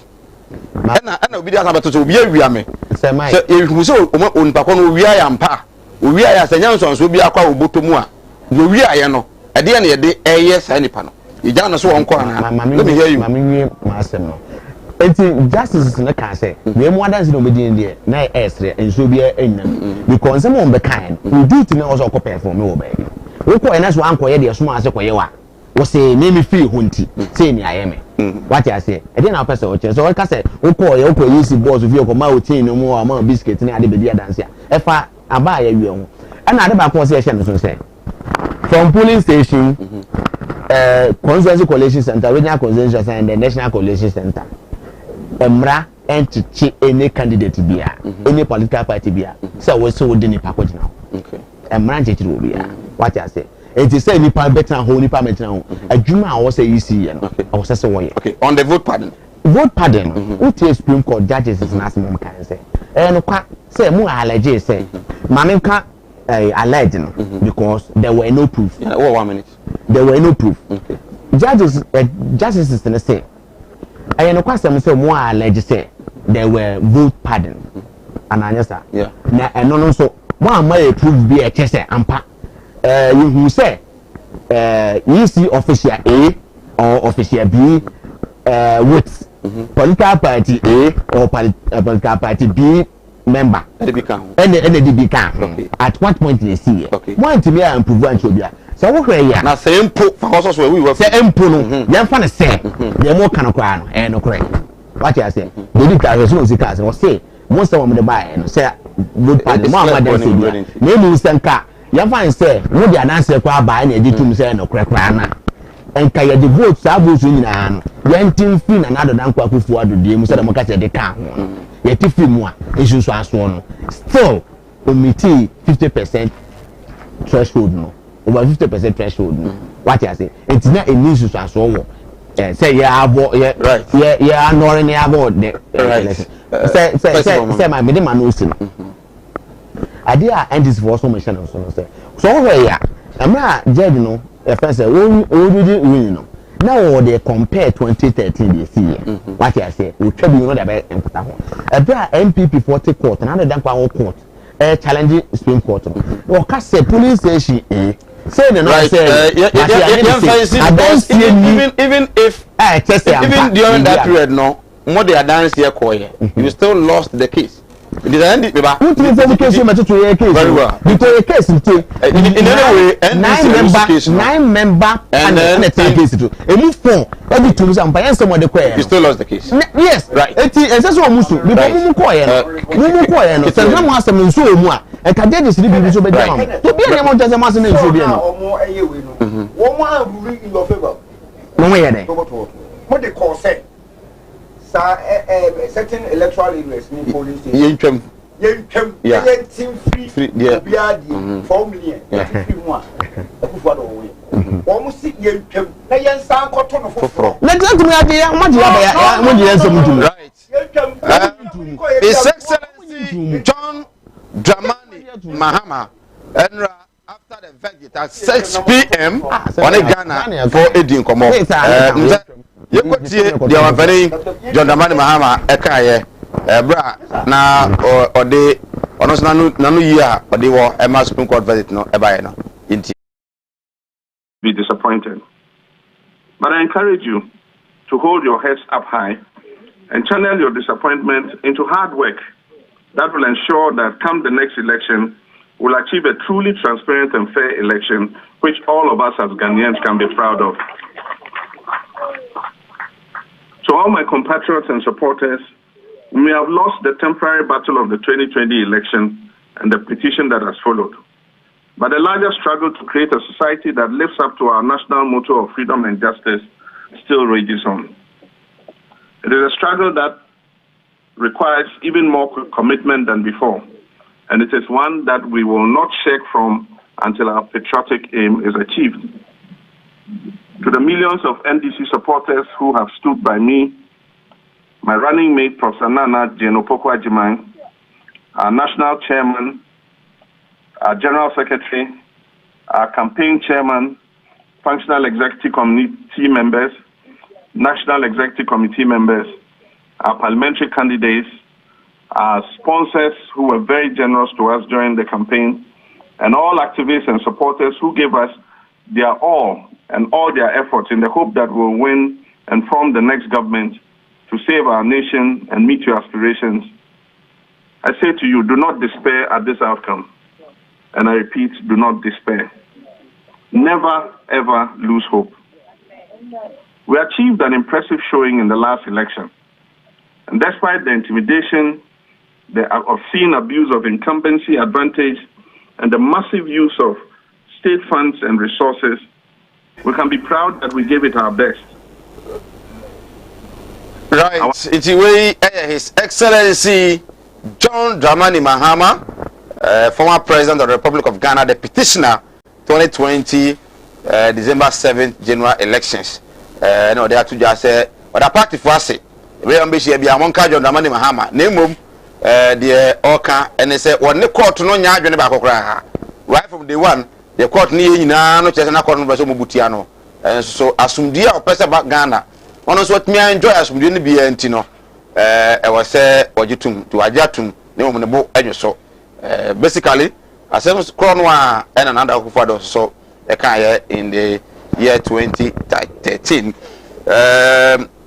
We if we must do Bantima or say JDM petition was incompetent, lacked merit, and raised no reasonable cause of action. Now they have seen their smoothness level. Next time, get strong evidence before going to the Supreme Court. Regards to Alhaji Dr. Muhammad Bawumia. Good evening, Sir Mike. When Sami Jemfi is on top of Nana Addo and some elders in MPP, all NDC members were singing praises for him. Now he turned his own party executives. We are waiting to see the reaction the NDC party will do towards Sami Jemfi. Okay, so once again, the created monkey is still a monkey. No amount of words can change Sami Jemfi's arrogant. Don't merit to hold. He doesn't merit to hold any position in Mother Ghana since he don't have respect for elders, including his own party members. Fireman Kaswa Ediode Abba and so on. Say, please, John Dramani Mahama did not file any legal document to back his case as a piece of evidence, though he provided 3 witnesses to testify, and none of them came out with any concrete evidence to prove his case.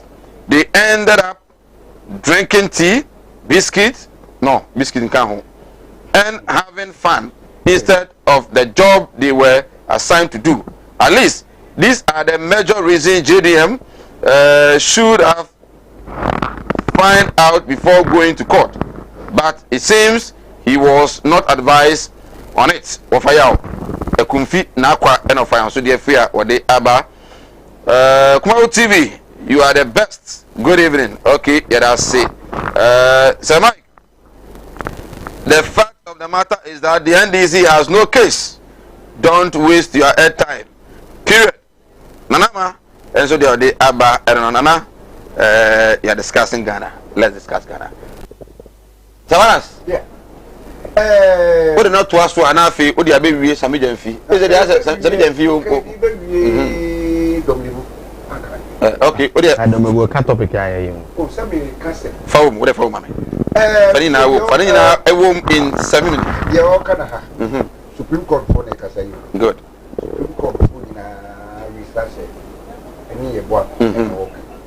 Or say, Jimenez's error cannot void result declaration. Supreme Court. The Supreme Court of Ghana has ruled that errors made during the declaration of the 2020 presidential election results were not enough grounds to annul or order a rerun. The Justice Kwesi Eni-Yeboah-led court today unanimously dismissed the election petition brought by former President John Dramani Mahama. Tiha, Omakutu, Yewachura Kasankasa, Yokaya Kasankasa, Yami TV. The petitioner has not provided any evidence. How? Any evidence to merit the case. Sufficient evidence. Ultimately, can say any evidence. Because he has not provided any. Just while one year be beer. How? And evidence then I'm provided here. Evidence then you provided. It's a question I'm asking. Evidence you provided is that the Techiman Adini or Dino results a buy no. You have found come. I will declare. And I say or can say without Techiman and now that go for doing 51.595 no. And then correct. Techiman Maya when you 50.09. Techiman about 49 point something. But Supreme Court now who's on calculations. Sorry, calculations no way. Calculations no way. No one say do katia. Or say if the figures given by the EC are correct.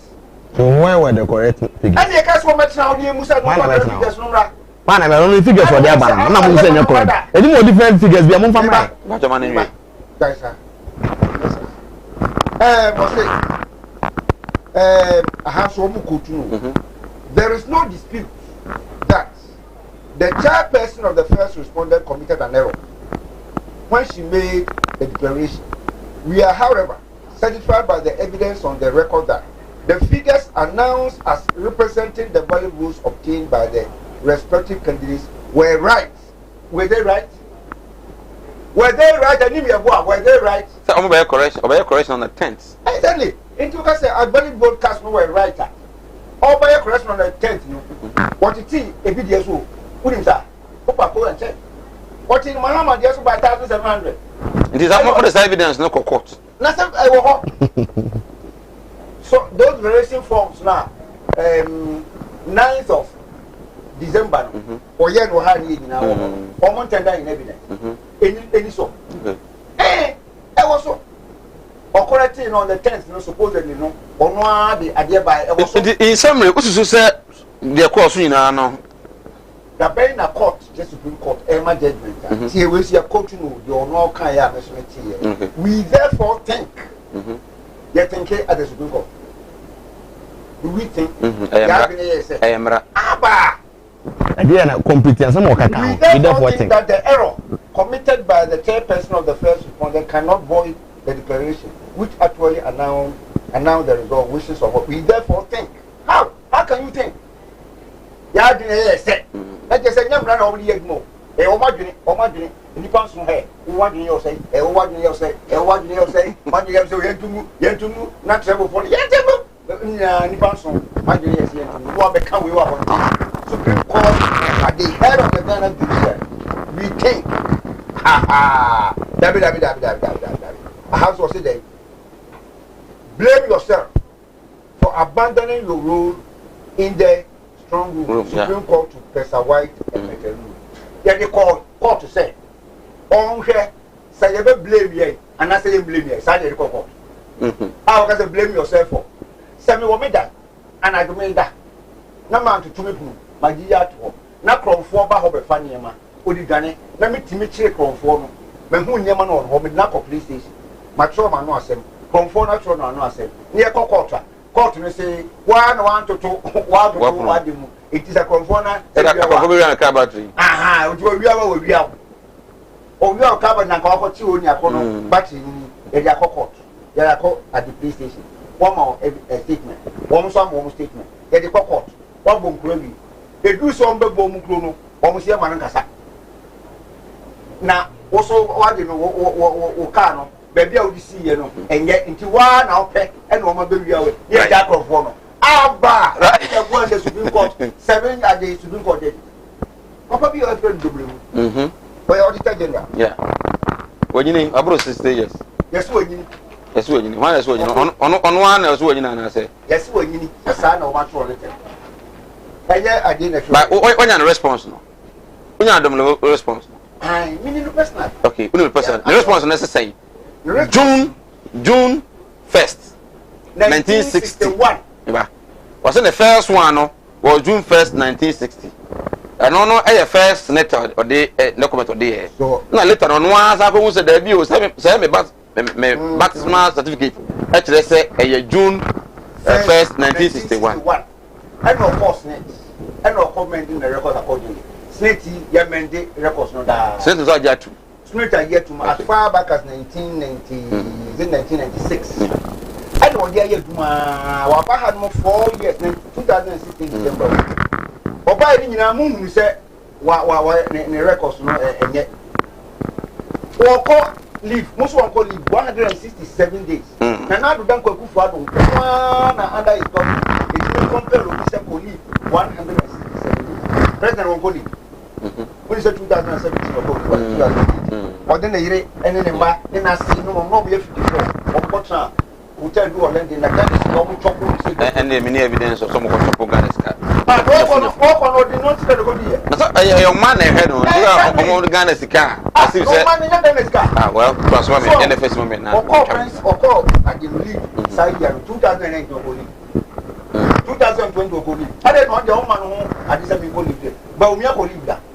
I didn't know yet. No, we are going to do who say 167 days all corner. Oko Daniel Dumribu, Auditor General, a Ghanaian. Ebeka, Nansans and our German number, they said Daniel Dumribu, or a Togoni. And there's a board in the Kaya, Wampania. Togoni. What letter? Letter not Togo. Ah. Letter on Wampania say, or name evidence of one. Letter not to was it? Letter when you just stay as already. Biajima, let all throw and so I throw to police. Meanwhile, the funny thing is this. Mamma can't read an FSC. No, even Renasso. I was saying. In a recent correspondence, the board said, quote, records that the Social Security National Insurance are completed and signed by you indicate your date of birth after June 1960 when you joined the scheme on 1st October 1978. The records show that you stated your tribe as Togolese. Togolese is the tribe. Now they think what throw away, what throw away, who throw away, Biajima Mama, who throw away, no, now who said Togolese, no, and yet tribe, right? But on that, Miss William himself, Biajima, I can, Biajima, Monia Bogo, Mogo, Professor Biajima, Wikipedia, the biography of Babaka. That's how Biajima, woman. You were born in 1939, 22nd November 1939. Biajima now also be a prof. 22nd December 1999. Professor Edward Biajima was the Auditor General of the Republic of Ghana from 12 April 2001. 2001 to May 2010. So 1939. 12 April 2001. Well, this is the 2 years. What President was and what now 30th May 2010. Or President was 72 years. Right. Qualify Jane Chadibra 0202668464 0202668464. What the 82 years? Tell me that. What you hold mu diga na fusika? Akola what this 61 ko pension. Meya. Na mas mewe. Yeah. Match. Akabe kusumia no ko. Na mo e na mo tata no. Ada ku for dia e dia na ope. Okay. Idea na ope. Right. So let akoma. What the say? What the 80 years? I said I said that Farmer Commonwealth Training Institute. Training no ever so nyame aduma na otwe. 250 Ghana cedis opata no shemu a 0244294066 0244294066 also na Mala Muhammad Spiritual Herbal Center e ko etibie obefre no e 0246 647 247 0246 647 247 God's Way Casket Shop if one can help out obefre 0243 737 457 now it me ajoso Mintio Ken now question is say Mintio on Supreme Court on that of the NDC Jedem Sami Jemfi and Afi Ope Dominic so na that's also that's it say my senior NDC form omo ni bibia e kan bio okay and I know na I confirm you are saying nkata asem kan ye no be atwam e ko tu no or say any idiot go to court okay on court and you say court wo ho ne say court ntu sorry na akwase court mo akwate court maba me dem susu sense mu kama me ne sa na ye no what you say this is a year wo aka che say e wo mu say ma me no on kan ne mo no ye mfonso on say ye yan fa dan se bi anko MBB first respondent one fa ye fan say dance ni bi anko one fa second respondent one fa dance ni bi anko we dance ni ye ba ko nti say omo nyina daka Supreme Court ka kire mo say we the dance ni ba na so magina dan kan mo ankasa onya dance ni okay mebwa so wan kan we no mo ko ya o kesi o no e da obegina box ni wetina box na ne o ya dance ni ena mra na tete no ya dance what you say nya ne say ne dance ni ye ba ko ani e ra say din katia okay do han samu a Supreme Court boy nyina wo gina ye radio say din katia na mo so mo star witness no e kai e ne di bu asem no what you say because en samu e bi say ani nyina mo nsem mo tanda in as evidence nyina no na wura akoto ampam no nkasa bebre no ejina aso edibuza asidi nkato ma ne jitu what you say enti na dance na eta kofo bia enti na ma ya ka che Supreme Court say wura no mu ya wie dance na kura na aba no wo mu nsem wo da aba na kura no eye jiasu du a wasem what you say na ese say be waste Supreme Court e time bebre ena omu jiasu kan asem ade a wo so wo hyan so say enye say yes court no ho ndina court no so ya na wa bo ntima mu say mu nko court won say wura ma asem na wu hia court wo no a be 40 days in the case no ko mpre be Thursday am so mu ko e no ene enura yi ayegu asem ko tan court wo no ya ni so de hu ye ba ko pe no o kasa no kan na ni so de hu no a na ewa ma ama wo ana wo hwe free NDC fo ene Ghana fo bi ni mu ho no ene say ono so be kasa ono so ko court ni bi enti Ghana fo de wonya Ghana fo ni mu ado na NDC fo ni mu ado na 2024 NDC fo san fa na mabio ene o kasa o kan wo say ye wie court de o de me fa na elum de me den say 2024 ho a me de me say ba bi ene na NDC fo ni bi so emu akyenyi no NDC fo say ene mo ko court ono mahama na ko court what you say hwe wo kan se ni say asem a Yewura ma na na do dankwa ku for do kan then 2013 eno ana Yewura ma ha ma kan wo bo no pa enya no kra enya the same me ne court nya adwes ma jatu enya no kra eya tie nse no mu nsemfo ewo mu to wunya na na do dankwa ku for do se nka mu wo police awa sa bi don ko me ne court nya adwes ma jatu enye no ana twa asem nya bi nsem wo kaka ho ya tie nsem wo kaka ho na ka se me ne court aka asem no me ne nya adwen nsem wo na mo ne so ndi nsem wo sa kan etre court no ensem wo sa ka no mo kire court no ensem wo ka fa wo ho wo nsem anso beka se ansa no beka se ma dia tum anya sa na do dankwa ku fa do ye wo say the Supreme Court the highest appeals court aide akasa what you say na Ghana nkan ko nti ene Ghana sumdwe se na be ya Ghana be nya sumdwe na ye dia bua ma me Ghana move nti no me ne ma pamfo ye de ya je atum ewu hia kura se be sa akọ court bi se ko ye appeal ni ya say Ghana mre what you say because Ghana here say there enkabu mu ne be sa akọ apima ko ye nim what you say when do be atem wan kakasa bi an tre Supreme Court judges wan kasa bi amfa yisi wote so kate afarejan say afarejan super tantanti na sebi bio eni ntina asem kopie court na wan kasa na yu amahama na ndia no wo hwehwe ba akopɛ no wo hwehwe say obenya endis for ni madom sama court ni ko so na na ko bi for 2013 na bi no si court wo no ti feel wo bone ne whiskey eni na no odinani what you say ene se utie 2013 Supreme Court asem nyina awie na dan ko akufo do kasa wie no even all kasa na hwensem wo kai wo say Supreme Court akasa wie na wie bibia me bo President Mahama abaso se wadi nkunim na me strange time man say what was we knew my no man nyanko so nyamutra me pese utie kasa ni nsu ma me send minister ma me bia humanantum 0202668461 0202668461 first caller hello good evening ma ko ye me sa me kasa na o ma me sense won sa we dey be free na kasa na ha na minister on sama ba mo me focus we dey be focus free hello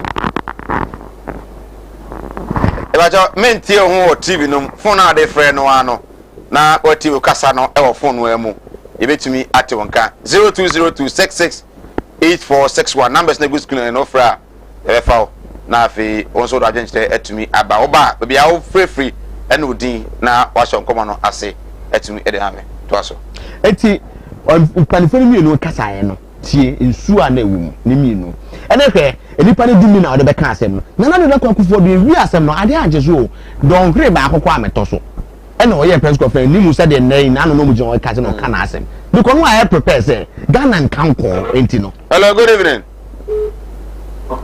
we dey be free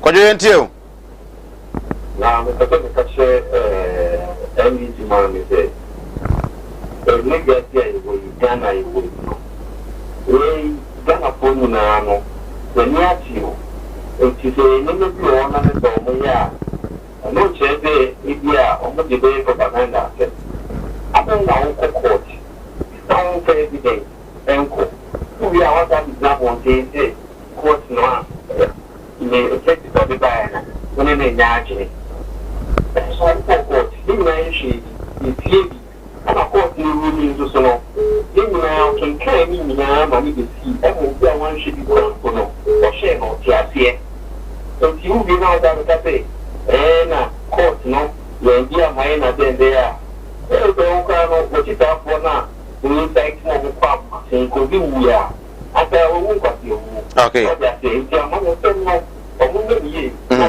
na kan ko ni ni na mu da ya no mu ye right Kojo ye na se na ye nchi amenafo hello good evening hello good evening we dey be free yeah afaya o ko afaya ko mfi bako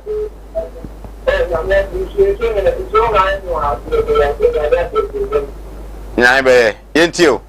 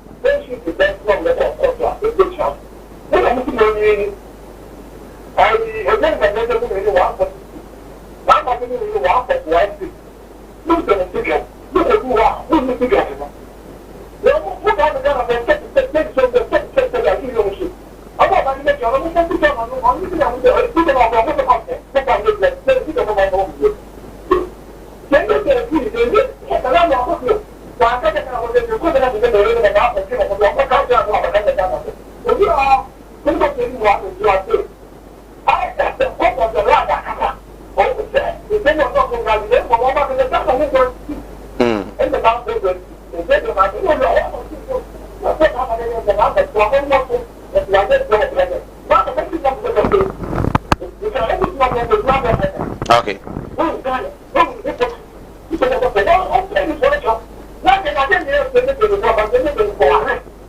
Vaya yana se na yenche ekumfifo ena nwumre. Hello, good evening. Good evening. Good evening. Good evening, from Efri. It's Lucia Sonda. When we Sian Achimboko. Okay. Minti Wadaruma. Let's the number 4 to Andrani Mahama. Akuma Wajaki. We are bad at Tina. And before long, Kata Umuyamu. Oje Kotwa, Omo Bweji, Fokunsi, Kun. And Kanyama into Norma Jaswai. The didn't see that you were a young person, so I did not approach. Mama now, Katapa. Let's say, Omu the Jackie. All the year degree and before started, and if you don't I did what's a short thing. Omo said it's about Omaka and Green. Omo said that we put the Canadian and Canadian in the same of action. If you ever tell me to go to that, for Blanca, also another on the movie. And the city boy, and then we say, all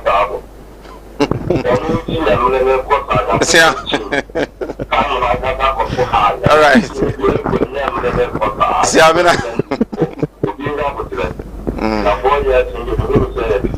Okay.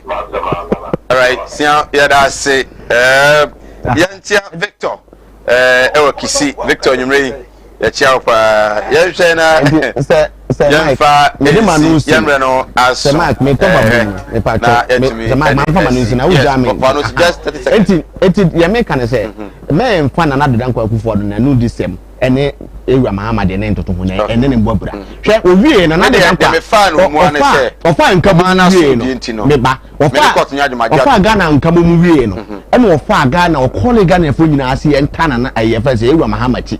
Owie no saka che party for say wo mu say ye koy. Ye kodi nkuguo na emum ma ye mfa we ne nyedai ejeje ye ba mu yenye nkabo mu ne mfa ntai o ma ne nyina kina o ma ne nkanko ne be sa beji o ma betonde city enna ne ye hwehwe fu o ma mpani o enye de ono to ono ne pesa nyina atese ono eye ne pesa me gunya me nko ha se anya me de a enye mai no ade a enye Kwaku Entry Ewura Mahama enye Kumawu Constituency Communication Officer Regional Communication Team member of the NPP Ashanti region and our team. Say what? Yeah, 2013 Senate. And now the doctor who wanted the union money now got go to woman say David to okay 2010 I gave a chairman. Yes, so that for the number. Yes, yeah. Nana me got the port. What compare ruling na na ekoso. Na the state of the nation. Enra ene at that time. You see say Enra normal day. Dedi kan ehu bi da. Dedi kan ehu bi da. Ana de etosu bi no so. And someone na kwaso Supreme Court no. Na omu se nye bi ni. Na de say bro na in this for godi. Agro no mkodi e. Case no be ko. Na Mahama ko bohire. No na ehu ayi no mete double house. No double house. What the kaka say at that time no. Na yenye bi da na yen san nim say the case ni bi si akosi. Because some of the episodes I'm for din sem. Ya ho ya de evidence ko. We so dey eva hwe nko. E to bi anim say asem na nsuo bi anim ye di monko. E ko monko. Na wo benya samra mo a ye wura ba wo nkota ho e ka asem pa no. Na bi ni tea no mu. Na bi o the rare evidence na ko wan konum tea. We are me yako. Na konum tea ya wa ba ka say nko na wo. Nana is shen, yeah. Div yourself, Anna. Said there was some MVP, NDC, where security man. Yeah. At least my problem is okay. So, Ochna, yeah. What is Ochna? Ochna, yeah. Because it's a researcher. Never see any research on a bush penny. Okay. Now, Ochana, okay, media man or survey. Yeah. Or worry, Dominia. I worry, yes, I want Tafo, Oba, Nago, and here. Tafo, okay. Next week, Rebecca on the national. Say yes, next week. Yes, we are Amra. But I was Regional Communication Director for MPP. My boss. Asada Enkoma Malam Mohammed Spiritual Herbal Center, God's Way Casket Shop, and I face Kumawood Training Institute. Kumawood Training Institute. I said, bra, training no, and then I will trade. numbers are better no di kan ebuku de 0244 294066 meeting edit Sir Mike on behalf of the crew Edamasi Mote Sewala to be administrator NDC Ashanti region Kennedy Kwakwenchi and so ANPP communication team member of Ashanti region I mean dom no the dom here eda eduada Apofida but ebisia na ya dwene Ghana kanko ehon yakram Oti animudia me manfo nyi bintina mo ne yira ebinum be from ho se me yo o ma asofo nso no mo nya ma asorema akom asante mamu akonfo ne yedo do wasen nso bone ekoso no amro ben eya kristofo ene nkrembofo enti ye nya me so na nya nkwase anya me na yeso obi o ho amene wo kase stroke a chano wa ya stroke no enko malam sebra enti difo no nim to de yesu no de moti abafie difo mu obekọ puppet so ojo obensa difo mu awi tramadol masa piao so ho adwuru ene danta de bibo ano Mala Muhammad Spiritual Herbal Center ebena da bia 7 to 9 p.m. ene ni hia e Kumawood TV na yenya mre enwura sunsumu ena osuko na ohaw eda oso no Mala mohwe na onyi emfiri o emfa emawo etwere yare bia edam usika ena ayira na wohwe ojapade bi na obi enam kwa bi so age afiri onsam utu gold ena opese onya emwa anase ebia kontuo enema ayeden amawo oba no odaso jonso anase akontuo enema ayeden amawa bra Mala Muhammad Spiritual Herbal Center na kache kwaw atibie tienie kwaw atibie Eastern region eho ena Mala mo esikafo amantem wo de odu kwaw a wo so kwaw atibie uduru ho bebepa wo yira kora no a busa Unity FM ana wo befre 0246 647 247 0246 647 247 sene so se Malam onye sikaduro onye double money pocket no dry azafo no mo yesa no ne konkron original and Mala Muhammad Spiritual and Herbal Center and yensia ebenada bia 7 to 9 p.m. ewo Kumawood TV ne afana live ewo Unity FM ewo Kumawood TV eya tie bi na entumi emwa piao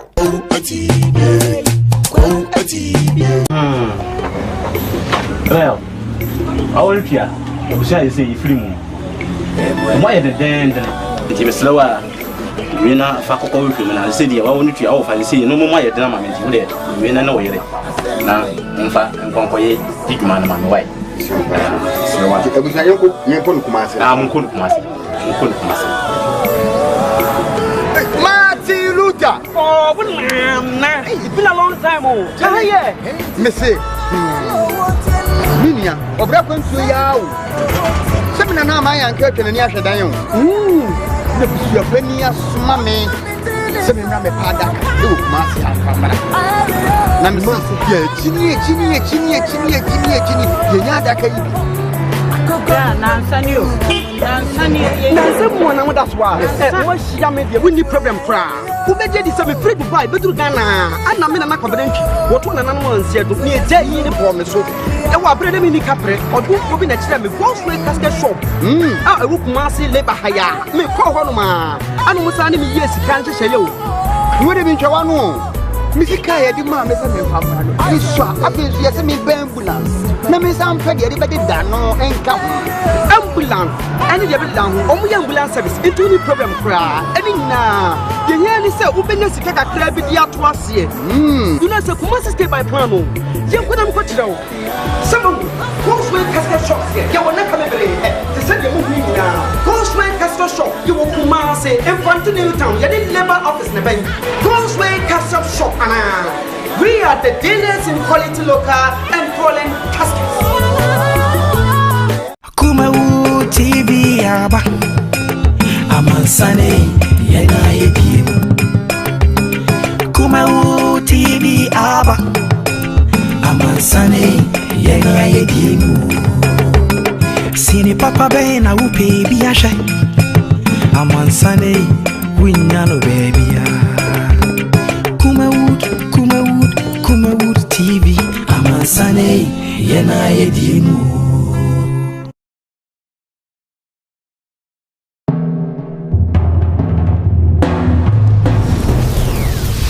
Kumawood TV, Amansane, Yana Yedimu. Animudia me manfo ni bintina mo ne yira ebinum be from ho se me yo omo asofo nso no mo nya ma asore ma akom asante memu akonfo ne yedo do wasen nso bone ekoso no amro ben eya kristofo ene nkrembofo enti ye nya me so na nya nkwase anya me na yeso obi o ho amene wo kasa stroke a chino wa ya stroke no enko malam se bra enti difo no nim to de yesu no de motia ba fie difo mu obekọ puppet so jo wensa difo mu awi tramadol masa piao so ho adwiru ene danta de bibo ano Mala Muhammad Spiritual Herbal Center ebena da bia 7 to 9 p.m. ene ne nsia e Kumawood TV na yenya mre enwura sunsumu ena osuko na ohaw eda oso no Mala mohwe na onyi emfiri ho emfa emawo etwere yare bia edam usika ena ayira na hwehwe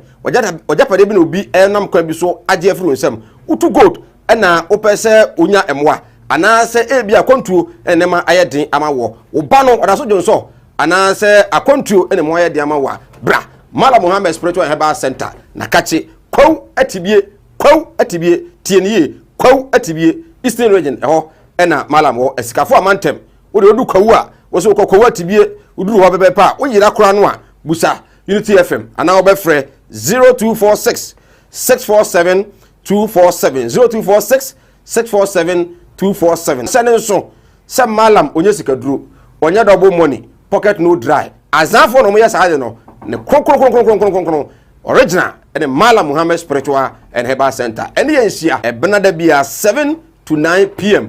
ewo Kumawood TV ne afana live ewo Unity FM ewo ko watibi eya tie bi na entumi emwa piao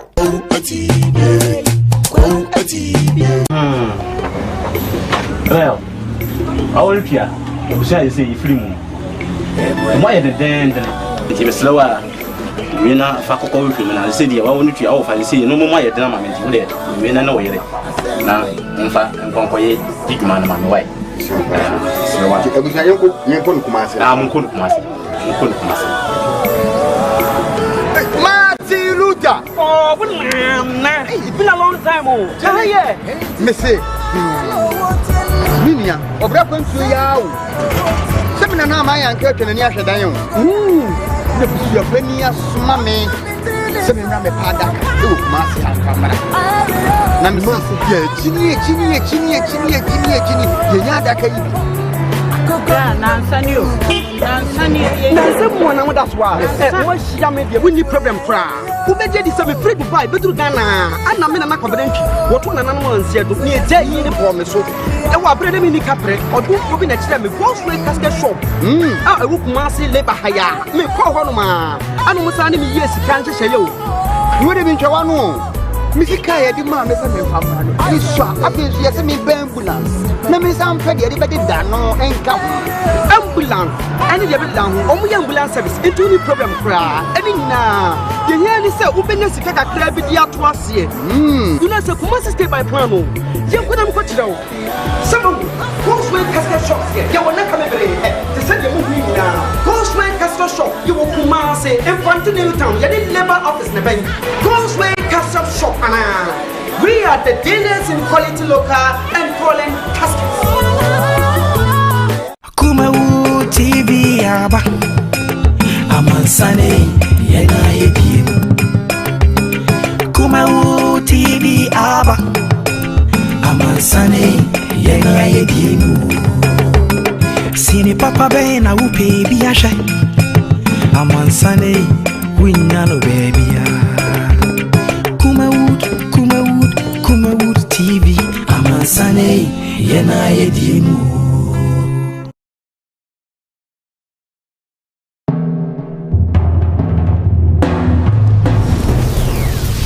Kumawood TV Amansane Yana Yedimu.